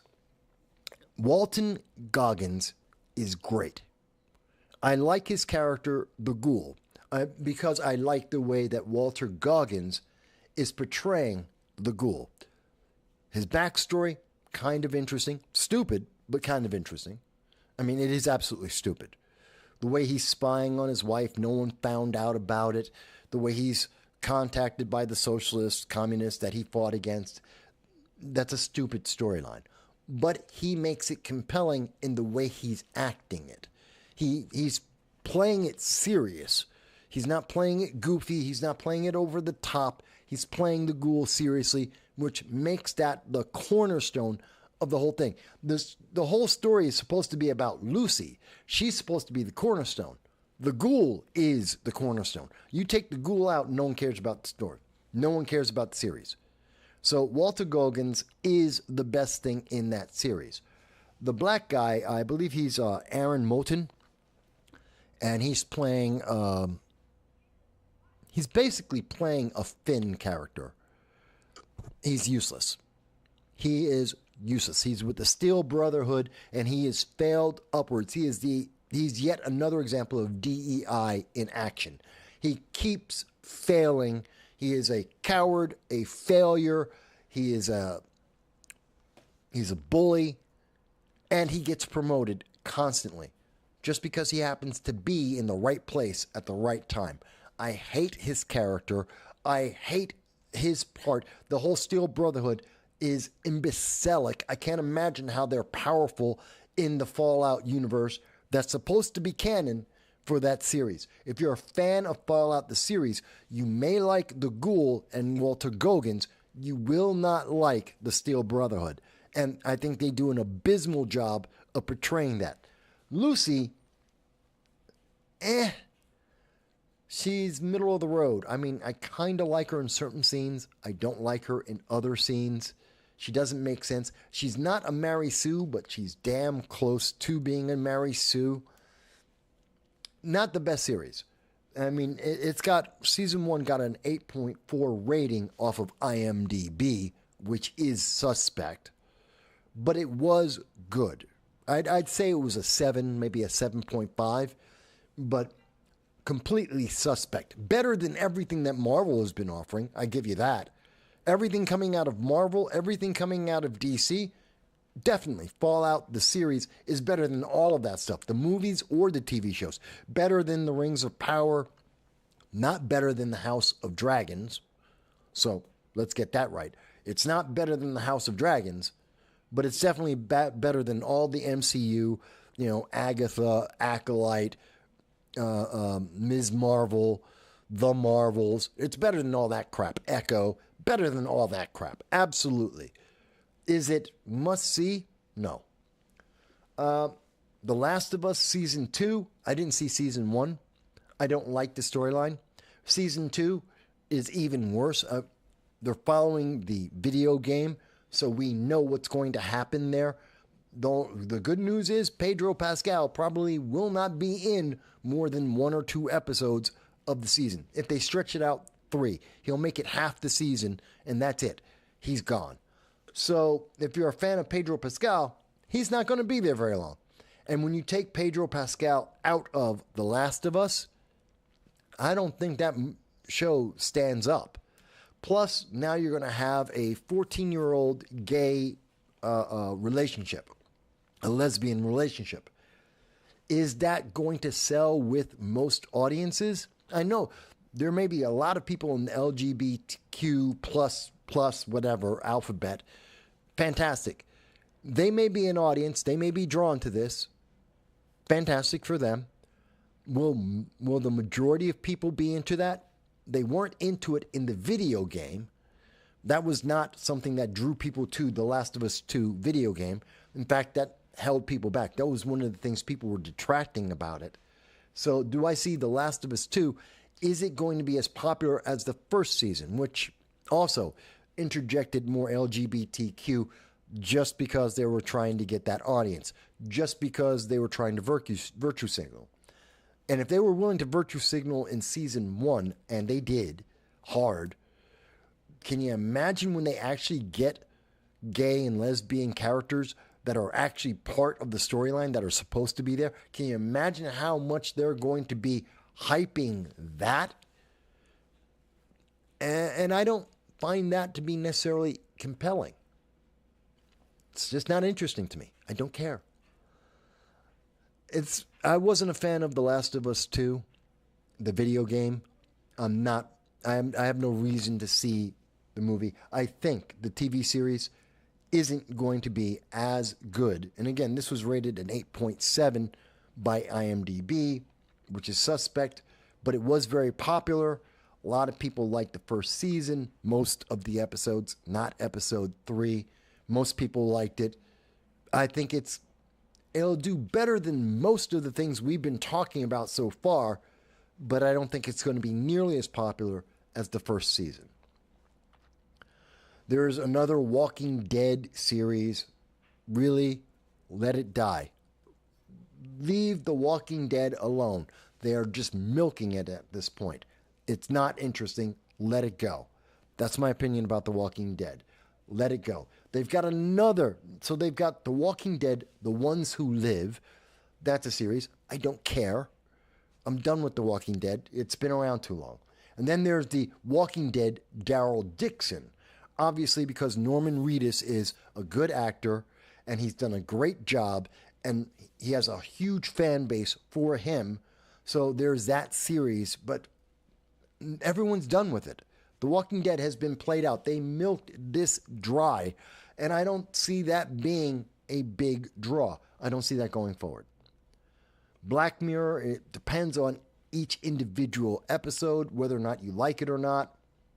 The Handmaid's Tale isn't sci-fi, and it's going to do fantastic because Orange Man Bad is back in office. So Handmaid's Tale, it's the future. And they're going to hype that. No, don't care. Don't care. I didn't see Dark Matter. I'm not sure if anyone else saw Dark Matter. I haven't seen the 2024 series. I haven't seen that. I don't know anything about it, so I can't comment on it. Don't know. I can't answer. I haven't seen it. I know Silo has been, a lot of people have said Silo is great sci-fi, that it's actually a fantastic sci-fi series, and it's everything that sci-fi fans would like. It's been rated 8.1 on IMDb. Again, any score by IMDb is highly suspect, but I have heard many people, many reviewers say they like the Silo series. I have yet to see it. I have not seen any episodes, but I do know people rave about that. So that is supposed to be pretty good. The fact that it has a rapper in it, Common, mind you, Common is a decent actor. Decent, not great, not phenomenal, decent. But as rappers go, he's one of the best rappers as an actor. I hate rappers. Generally speaking, my rule is, one of the rules of Vass is your quality drops based on the number of rappers you have in your movie. The more rappers you get, the more it sucks almost every single time. So having a rapper, Common, in the show is generally something I would consider a bad point, not good for the series. But again, a lot of people like this. At the same time, it has Tim Robbins, who's actually a very good actor. Rebecca Ferguson, she's a decent actor. So maybe they balance out Common. I don't know. Again, I haven't seen it, so I can't say for sure. If anyone in the comments has seen Silo, you want to tell me if I'm right or wrong, I'd love to hear it. American Horror Story is horror, not sci-fi. The Mandalorian, the movie, is coming out. Don't care. Don't care. I don't want to see the Mandalorian movie. I don't see anything about the Mandalorian movie. They ended the series, and I thought it was lackluster where they ended this, because it was no longer about the Mandalorian. It was about Katie Sackhoff's character and those Mandalorians. She was the Mandalorian that in season 3, it was all about her and Cara, what was it? Cara Dune? It was her character. It was all about her. It was about that character and the Black Saber and retaking Mandalore. Fine, but that's not the Mandalorian from season 1. I liked the Mandalorian season 1. That character, that drifting, wandering mercenary, that was interesting to me. And the fact that he found this connection with this baby was interesting to me. Before there was the Force, before there was all of them trying to bring it to Disney Star Wars. They Disney Star Wars, Disney-fied it. And that's when they went Grogu crazy, and they had to have the doll, and he had to be in everything, and he had the weird effects. They're kind of practical effects, kind of CGI, and having him run around didn't really work for me. Doesn't speak. I'm sorry. I don't need that. I didn't need Baby Yoda running everywhere. I needed this guy, the Mandalorian, going out, shooting bad guys, occasionally shooting good guys, capturing them, putting them in carbonite, and bringing in the bounty. I was interested in that. I was interested in his fight against other mercenaries for those targets. That was interesting to me. They lost me by season 3. Maybe you want to see the Mandalorian movie. I know Disney wants you to see it, and Disney is trying to cram in all of their Disney Star Wars properties as much as they can so they can try and recoup some of the money they've been bleeding everywhere else, and try and get you to be interested in things like Ahsoka, trying to get you interested in the Skeleton Crew, trying to get you interested in some of the other, the Rey movie. They want you to be interested so they can make more money. And of course, they want to sell more Grogu dolls. I'm not interested. I guarantee you will see Grogu, Baby Yoda, in Mandalorian armor. Guaranteed that's going to happen in the Mandalorian movie. Do I care? No. Do I think that will be cute? Probably. Will it sell a lot of dolls and toys? Maybe. Do I want to see a movie so I can see the latest toy that's going to be a craze for next Christmas or next year? That all the girls are going to be getting little dolls and the boys are going to get little figurines. Do I want to see a movie just so I can see the marketing plan of Disney? No. No, I do not. I don't think there's a compelling story there anymore. They ended the compelling story with the Mandalorian is the sheriff bounty hunter of the town. And that's it. He's going to be the sheriff. He's got his kid. That's Baby Yoda, Grogu. They're going to grow up. The baby's going to get his own suit of Mandalorian armor. That's it. I can see the future. I don't need to see a movie about that. They'd have to have some compelling hook. Why do I want to see Baby Yoda in Mandalorian armor fighting alongside Pedro Pascal? Why? I don't know. There's nothing that makes me say, ooh, I want to see the next part. And we, of course, lost Carl Weathers, so he's not going to be in there. And I love Carl Weathers. I thought he was a great actor. It was great to see him back in there in that series doing his thing. He's gone now. So yet another reason. They've overused Pedro Pascal. I don't want to see the marketing for Baby Yoda. And Carl Weathers isn't alive. They don't have Gina Carano, of course, because Disney is stupid and partisan, and they believe in political ideology, and they've been shoving ideology down our throat.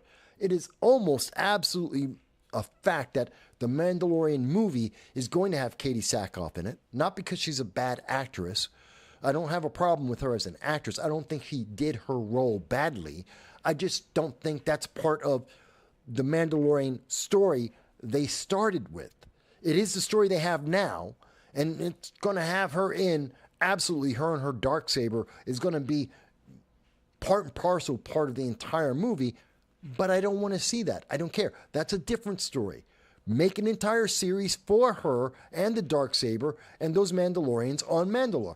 Give them their own series. Fantastic. I might want to see that. That's not the Mandalorian that I want to see. And therefore, I don't want to see the movie because I have no faith in them. I don't trust Disney. I will not go see it. Will not. I will watch the reviews on it, and if it comes to streaming and all of the reviews are positive, only then would I actually maybe watch it if I pirate it, because I'm not going to give Disney any money. But that's me. You guys may say, but if you think The Mandalorian, the series, is going to be the best thing, if you think the movie is going to be great and you want to see it because you want to see tell me, is it because you want to see Baby Grogu in Mandalorian armor? Is that it? Is that your reason you want to see it? Do you want to see more of Katie Sackhoff in her Mandalorian with her armor, with the Darksaber? Do you want to see that? Is that the thing that's motivating you?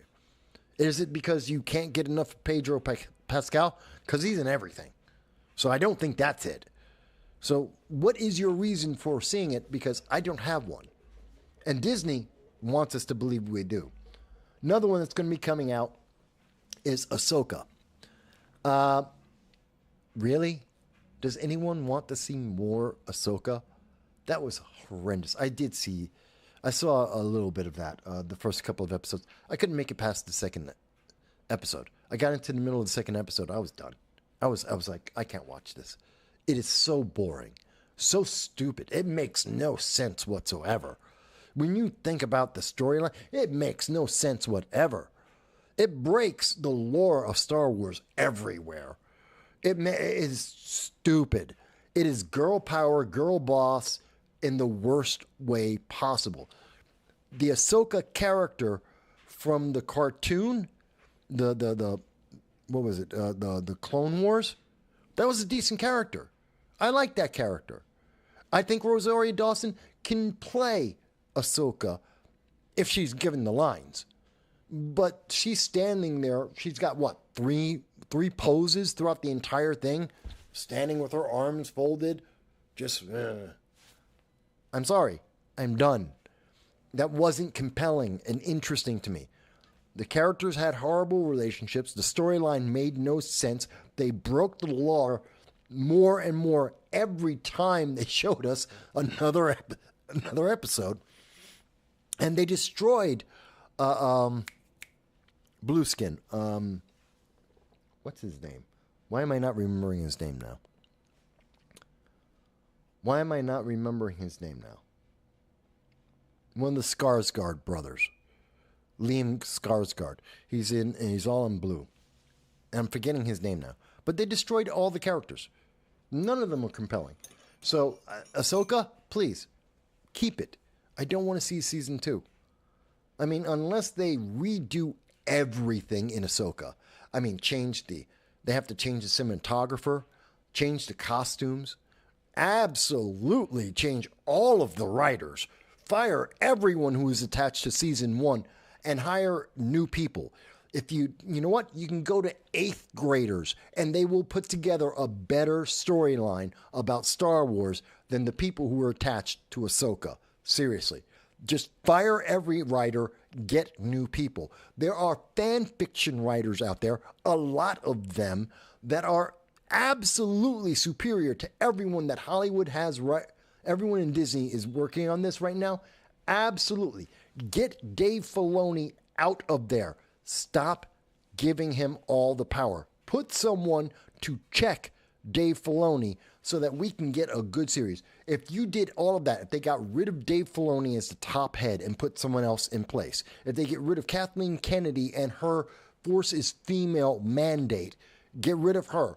If they get rid of all of the writers and bring in an entirely new crew, if they change all of the costumes for every single one of the characters, and you do all of that and a new cinematographer so it's not bland and their focus, especially with the CGI, if they redo that so that it actually looks compelling to watch, and God help me, you need new action choreographers. The fight scenes are stupid. They're static. They look like someone who is old and has arthritis is fighting. I hate the lightsaber fights. Miserable, absolutely miserable. I'm sorry. Someone needs to train Rosario Dawson how to fight with a lightsaber. Get her sword training. Get her some flexibility training. Get her some ballerina training so that she can flex and move. She needs a lot of work.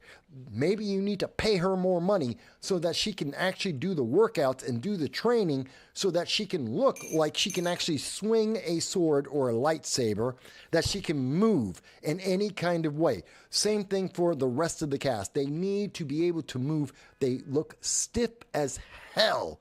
They're horrible. And their acting is just as stiff as their bodies in the action scenes. They need to change all of it. If they don't change every single aspect of Ahsoka, there's no reason to go back and watch it. It's going to be just like what we saw with the Rings of Power in Season 2. It was just as failed an idea as Season 1, and even fewer people would come back, and those people aren't making it throughout the entire series. Everyone is going to abandon it because it sucks. It's not appealing. It's not interesting. I'm not looking forward to seeing Ahsoka Season 2. Alien Earth. This one's got me. Alien Earth. So, this is supposed to be taking place in 1979. This is going to be modern day or recent past. It's the Alien movie, or the Alien series, and it's taking place on Earth. So it's kind of like Alien versus Predator. It's kind of like that. It's going backwards in time. Now, their selling point, and the first thing that they're showing you here is, look, here's a black director. I don't care. Get rid of the DEI. Is it a good storyline? I'll tell you right off the bat, I have no interest in the fact that, oh, well, aliens shouldn't be on Earth. I understand Alien Predator, the first movie, and they were buried in Antarctica under a couple of miles of ice, and the predators only showed up every, couple hundred years to go and test their youth. That works. I can buy that. Isolated, makes sense why no one knows about them. The predators always win, which is why they never set off the bomb, which is why human beings don't know about it. That storyline makes sense. It was a goofy movie. They broke a lot of the lore for Alien and for Predator, but at least it made some kind of internal logic and logic for both of the series of Predator and Alien. Okay, I can go with that. But now you're going to bring into relatively modern day an alien running around LA, Chicago, New York, anywhere in the world that is populated with human beings, and you mean to tell me that one of these aliens isn't going to turn into a brood queen and take over like the Amazon jungle and then all of South America and the rest of the country? I don't believe it. We don't have pulse rifles in 1979 America or the world. We don't have the armor, the equipment, the training for dealing with aliens like this. That's why everyone got their asses kicked. And realistically, in Alien versus Predator, the black chick, I know, she made it to the end. She became, popular with their whole team. She would have died too. She should have died too. None of the humans should have made it out of that. And by the way, when they left her, she was in the middle of Antarctica, minus 40 degrees. What is it? It's minus 20 or 30 degrees Celsius. It's like minus 50 degrees Fahrenheit in the summer in Antarctica. She's in the middle of Antarctica. She's dead. She had a t-shirt on, and that was it. She's going to freeze to death. So that character's dead. Why are we watching this? How can an alien, and I guess that's the hook I guess that they want, is don't you want to see an alien running around LA?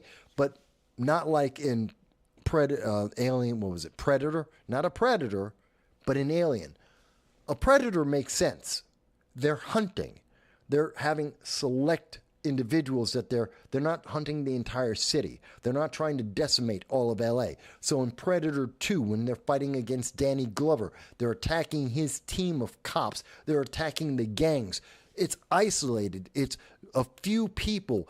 It's a very barbaric time in the world in that movie, in Predator 2. But these are only a handful of attacks. And it makes sense that the alien's taking out 20 people in a city of a couple million. No one's going to notice that, except a couple of police who also are targets. People are going to forget about it. They're not going to know that this was happening. That makes sense. An alien? If an alien is on Earth, everyone's going to know it, and we don't have a way to fight that. That thing's going to make a brood queen, and that's it. We're done. That thing sweeps across the planet. That's why in Alien versus Predator, the Predators had a bomb so that if their rookies failed to kill the aliens, they knew the planet that they were on would be overrun by the alien because it is such a superior alpha predator. It would overrun whatever planet it was on. That's why the temples had bombs, mega bombs, built in to evaporate the entire area, to wipe them out, because otherwise everything gets overrun. The predators know that. They have space technology. We don't know anything about their technology. They're better than us, and they realize you let an alien out, the place gets overrun. And now we're going to put them on Earth with 1970s. You're going to be fighting them with M15A1, not even the A2, the A1. This is right out of Vietnam. You got Huey copters, and most people are going to be running around with revolvers, not even Glocks, not even 45s, and they're going to have the assault rifle, the M15 military assault rifle, the A1 version. This is not going to be effective. This is not going to take out the aliens. I don't buy it. I don't buy that storyline. Maybe it's me. Maybe there's something about this that I'm not getting. But I mean, you're seeing in the trailer, they're not showing us anything. Black director. It's a black director. I don't care. That doesn't mean he's good. Black or male or female, I don't care. That doesn't mean they're good. This isn't a director that I know of. I'm not familiar with this director, so I can't say they're a good or bad director in and of themselves. Showing me them and saying, look, they're blacks, and he has a plan, that doesn't mean a damn thing to me. The storyline doesn't make sense on its face. You got to sell me on that storyline. And this trailer isn't doing it. I don't like the CGI. That alien looks like crap. This does not look like a good alien to me.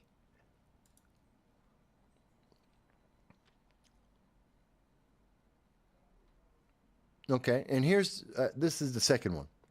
Okay, so we've got the filmmaker, two filmmakers. Oh, come on, bring it back.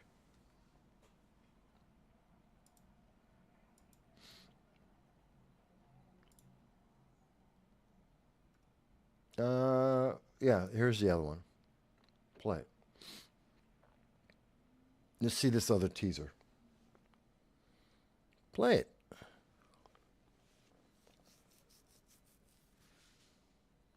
Don't they want to? No, I don't want to see it. All right, they don't want to show it to me. Well, maybe it's a good thing that we're not seeing the additional trailer. It doesn't seem, and they're only 16 seconds. There's not a lot you can show me in 16 seconds that's going to make me go, oh my God, I want to see that. The filmmakers not pulling me in. Let's see. And we've got teenagers. Teenagers. Well, what will probably be teenagers in the movie. But these people are all pretty damn young. Alex Lothar. Is that a guy? A girl? What is he? Is that Alex? So maybe it's a girl? He, she. That's a he? That's a boy? Okay. Yeah, unimpressed. Not making me think like someone who can fight an alien. Doesn't make me seem... Alex is not making me think that there's someone who can actually fight anything. A strong breeze will knock him over. Sydney Chandler. Let's see. She's pretty. Okay. Not making me think of a fighter. Look, if you're going after the alien, you've got to fight. You got to fight for your life. You know, when we think of Ellen Ripley, she's attractive, yes. Sigourney Weaver was attractive. She was also in shape. And she looked like someone who could fight. She could hold her own. Why? Because she was a space trucker. And a space trucker, I believe, whether it's a male or female, they can fight. They can hold their own. I could buy that with Ellen Ripley. And I bought that even more in Aliens than I did in Alien. But Sydney and Alex, they're not giving me a whole lot of faith. Now, I do find that Timothy Olyphant, he's a good actor. I like him. I think he can do very good roles. I think he can pull off a badass. He's a fighter. I could see that. And he's like maybe some military man in this. Kit Young looks like a joke. This boy Cavalier looks like a joke. Mo Barel. Okay. He looks like he might be able to hold the fight. That would be, again, my judgment is you have to be able to fight if you're going to be going up against the aliens.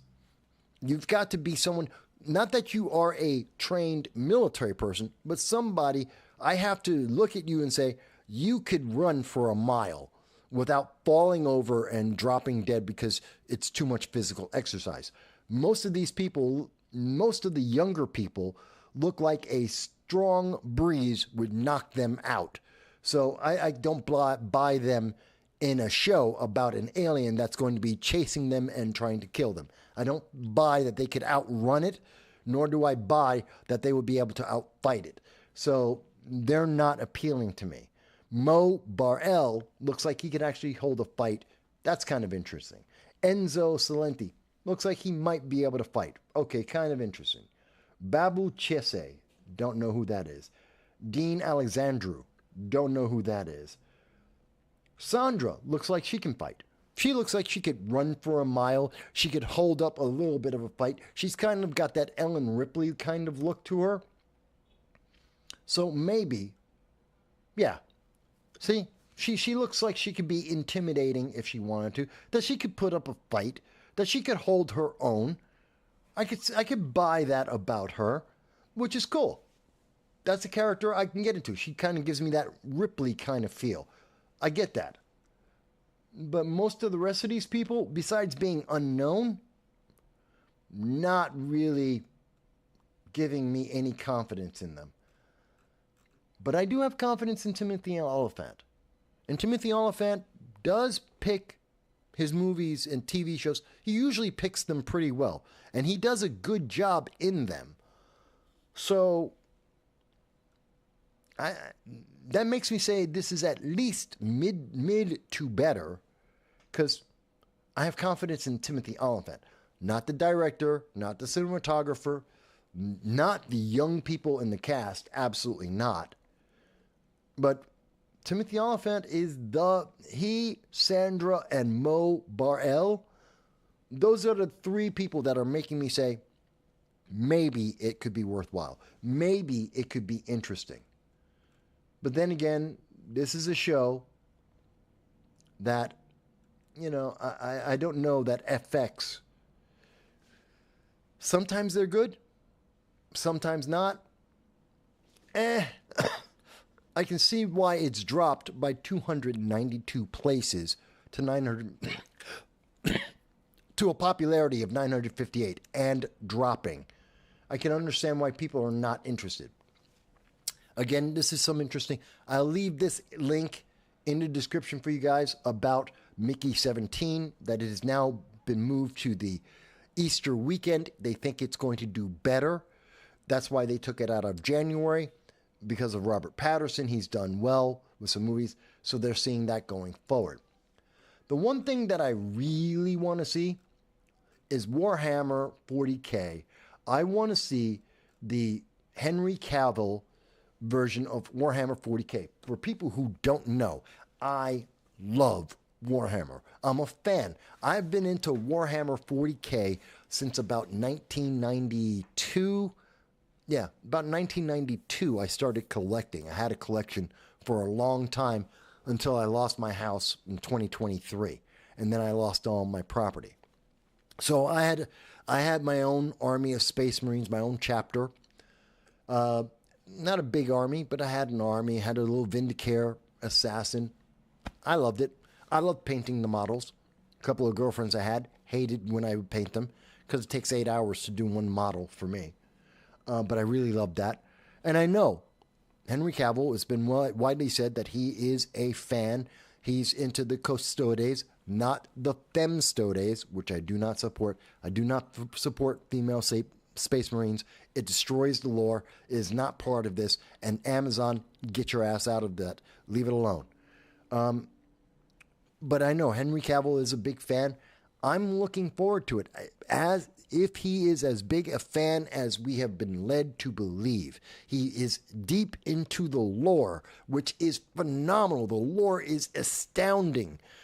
Bring in the Sisters of Battle if you want to bring in girls, because they're badasses all their own. Much respect to the Sisters of Battle. Much respect to the Sisters of Silence. Badasses, each and every one. The female Inquisitors, much respect to each and every one of them. They're badasses.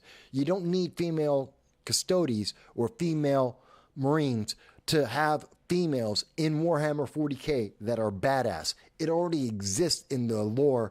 Just take advantage of that. And if he's going to be true to the lore in this series, and if they really allow him to make the grim, dark future, I think it could work. I'm really interested in that. That is the one that I want to see. If they don't make it through, it is very likely that because Henry Cavill believes in the lore, believes in the tradition of the storylines that we have already gotten, and is not buying into the DEI woke ideology, and is trying to keep this what it is, if they're having a problem making that story. Amazon is insisting on, you got to be woke, you got to go DEI. No, you don't.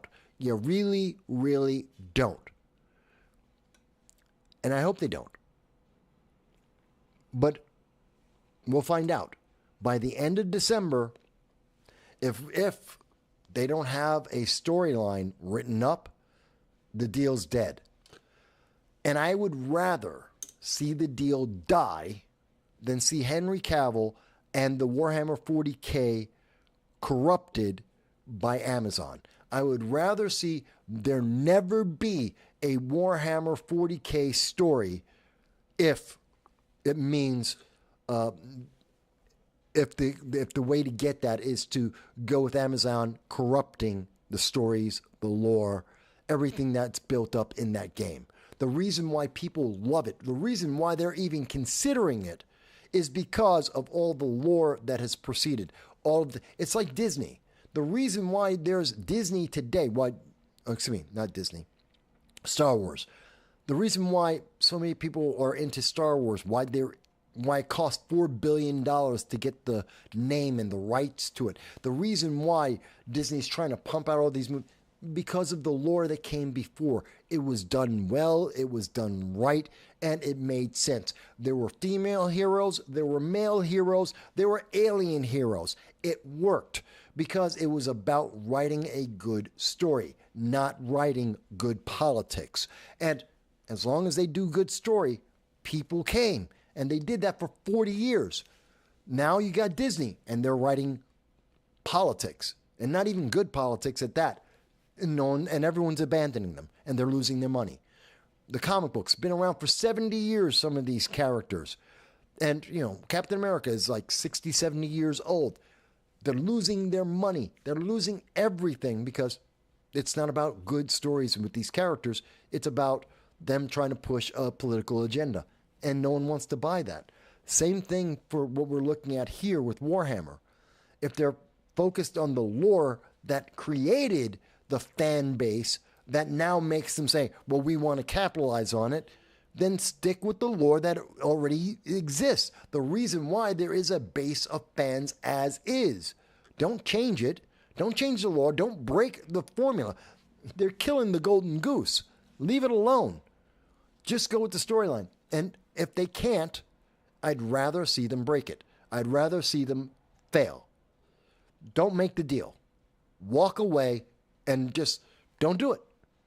Because that would be better.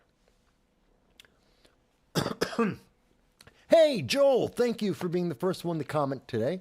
And Joel says, Henry Cavill does a good job acting, and he is actually a gamer. I know. And that's why I'm interested in this. That's why I'm so excited about it. Because he is a gamer, because he's a good actor, because I think he has the capability of putting it together. But if we see them double down, and I think they might, because, Orange Man Bad got elected. And because Orange Man Bad got elected, Hollywood looks like they want to double down on their woke agenda. At this point, we all know it exists. It is a reality. We've seen it since 2016.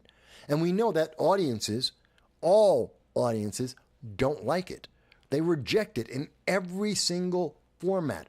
All of the stories that are out there, whether you can go from Ahsoka to Rey to The Acolyte to everything with Disney, people have rejected it.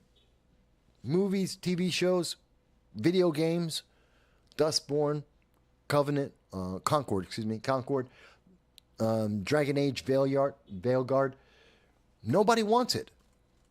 Don't continue down that path. Amazon should think this through.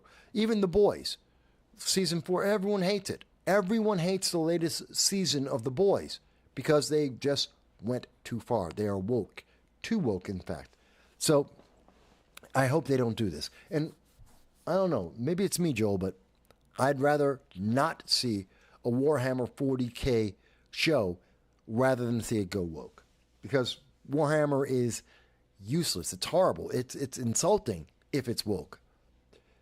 And for people who don't know, it's not like there aren't phenomenal women. Saint Celestine is a phenomenal, huge character, massively important in the Warhammer lore. She's an important character, female. The Sisters of Battle, incredibly well respected, badass fighters, each and every one of them. They're part of the lore. They're part of the figurines. They're part of the game. The Sisters of Silence, critical characters, very important, big badasses, each and every one of them. They're part of the lore. They exist. So you don't have to make something else. They're already there. Don't mess with a system that has been put together that works. It's like the Rings of Power. You had everything that was written by J.R.R. Tolkien that has so many fans, tens of millions of fans around the world for decades, and now they're throwing that all away to make their own crap, and nobody wants it. Why do that to another fan favorite series, another genre? Why do it? All right. So we've been walking through a few different things here today. And actually, I was only expecting to be on for an hour. It's after the election. I'm tired. I have tomorrow. Tomorrow, of course, we will be doing the show, as always, which will be where is it? Do I have it here? No, I don't. Okay. We'll be doing my normal Sunday, 2:30 p.m. Eastern Standard Time, our live stream, the Sunday live stream, talking about the politics, the aftermath of the election. What do we see happening next? What has been the reaction from the left? What is going to be some of the policies that we will be seeing? Who are some of the people who will be in the Trump administration? How will that play out? Will MAHA, Make America Healthy Again, will that be a big feature going forward? Is that going to help people? Is the economy, what can we expect? Will the economy get better in 2025 or 2026? Will there continue to be a global food crisis as there has been since 2022? Will that end in 2025 or 2026 or maybe later than that? Will America continue to be in wars in the Middle East and over in the Ukraine? Or is that going to end? Will we get our hostages, their bodies back? Because I think Hamas has killed every single one of the hostages. Will we get them back? And do we retaliate because Hamas has killed all of the Americans they took hostage? We will talk about all of that tomorrow. Tomorrow, when I'm political again, for the rest of the week, when I'm political again, we'll be talking about all of those issues and more, and many other aspects that are important to everyone around the world. We talk about international and domestic politics and how it impacts your life, the laws, the policies, the trade, economics. We go through all of that every Sunday at 2:30 p.m. Eastern Standard Time.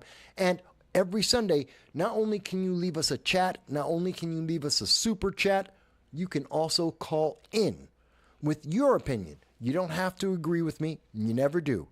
All we ask is that you have a respectful, when you tell me your opinion, be respectful. Tell me why you agree or disagree or what you think. It's because your voice matters, just like it did with Joel. And Joel goes on to say, exactly, if Disney made The Lord of the Rings, Frodo would have been trans or some other flavor of DEI. Well, Joel, you've seen, they've come out and said, you've seen all the fan fiction, you've heard Hollywood talk about, no, but Frodo and Sam, they're actually gay. They've been pushing that. They're not even close to that. That's just not even a reality. Sam and Frodo, they're not bi, they're not trans, they're not gay, they're straight men. Or straight hobbits, I should say. That's just how they were written. You can have your fan fiction, fantastic. But it is the lore, it is written. No, they're straight. They're just friends. Friends that have known each other for all their lives. Deep, wonderful friendships. They're not gay. But you hear Hollywood try and make them that. And that's where you see Hollywood trying to go. And that's why people don't like it. By the way, Jesperson, who's over on Rumble, I didn't see your comment earlier. I apologize. I didn't see the Rumble comment earlier. But thank you, Jesperson, for making your comment. It's a link, so I haven't looked at it. I don't look at links while I'm live. And depending on what the content is, I may or may not watch it afterwards. But thank you for leaving a comment on Rumble. I appreciate that. All right, folks. So, like I said, We've been on for about 2 hours and 15 minutes, almost 2 hours and a half. I was only expecting to be here for an hour because of the election. I am trying my best to get people to come and do the Sci-Fi Top 10 Challenge. If you know a content creator, if you know a politician, if you know an author, if you know someone that would be interesting to do the Top 10 Sci-Fi Challenge with me. I don't care about their politics. I don't care what they do. I don't care if they're male or female, gay or straight. I don't care anything about that. All I care about is, do they know sci-fi? And if they know sci-fi at all, any kind of level of sci-fi, either whether they're new or they're old fans of sci-fi, I don't care, then I want them to do the Sci-Fi Challenge with me. So if you can get Barack Obama and you can reach out to him, I'll do the Sci-Fi Challenge with Barack Obama. I'll do it with Beyonce. I'll do it with, I will do the Sci-Fi Challenge with any personality that I can get on for you to do it live, to do the challenge. I'm reaching out to people. It's after the election, so a lot of the people I know tend to be more political. So, and that's both on the left and the right and the center. So now there's going to be a little bit more time.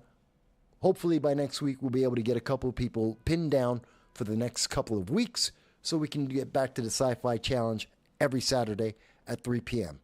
But the show must go on, and I will always try and find something to talk to you about with the sci-fi. We have an idea of what's coming up in 2025 in terms of movies, in terms of TV shows.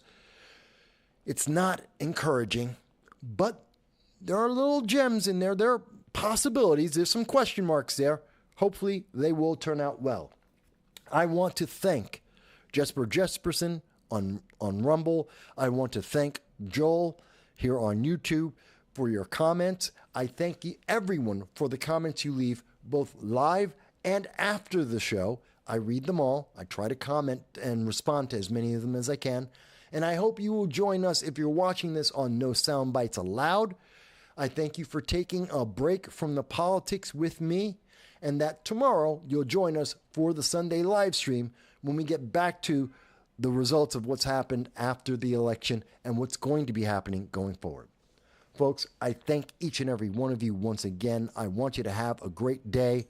And please, remember, you cannot live by politics alone.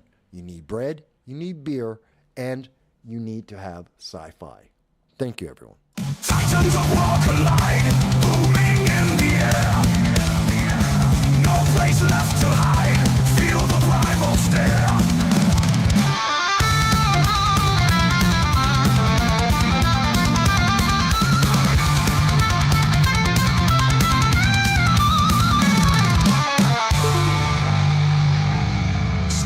Flesh with might, shadows castle tall.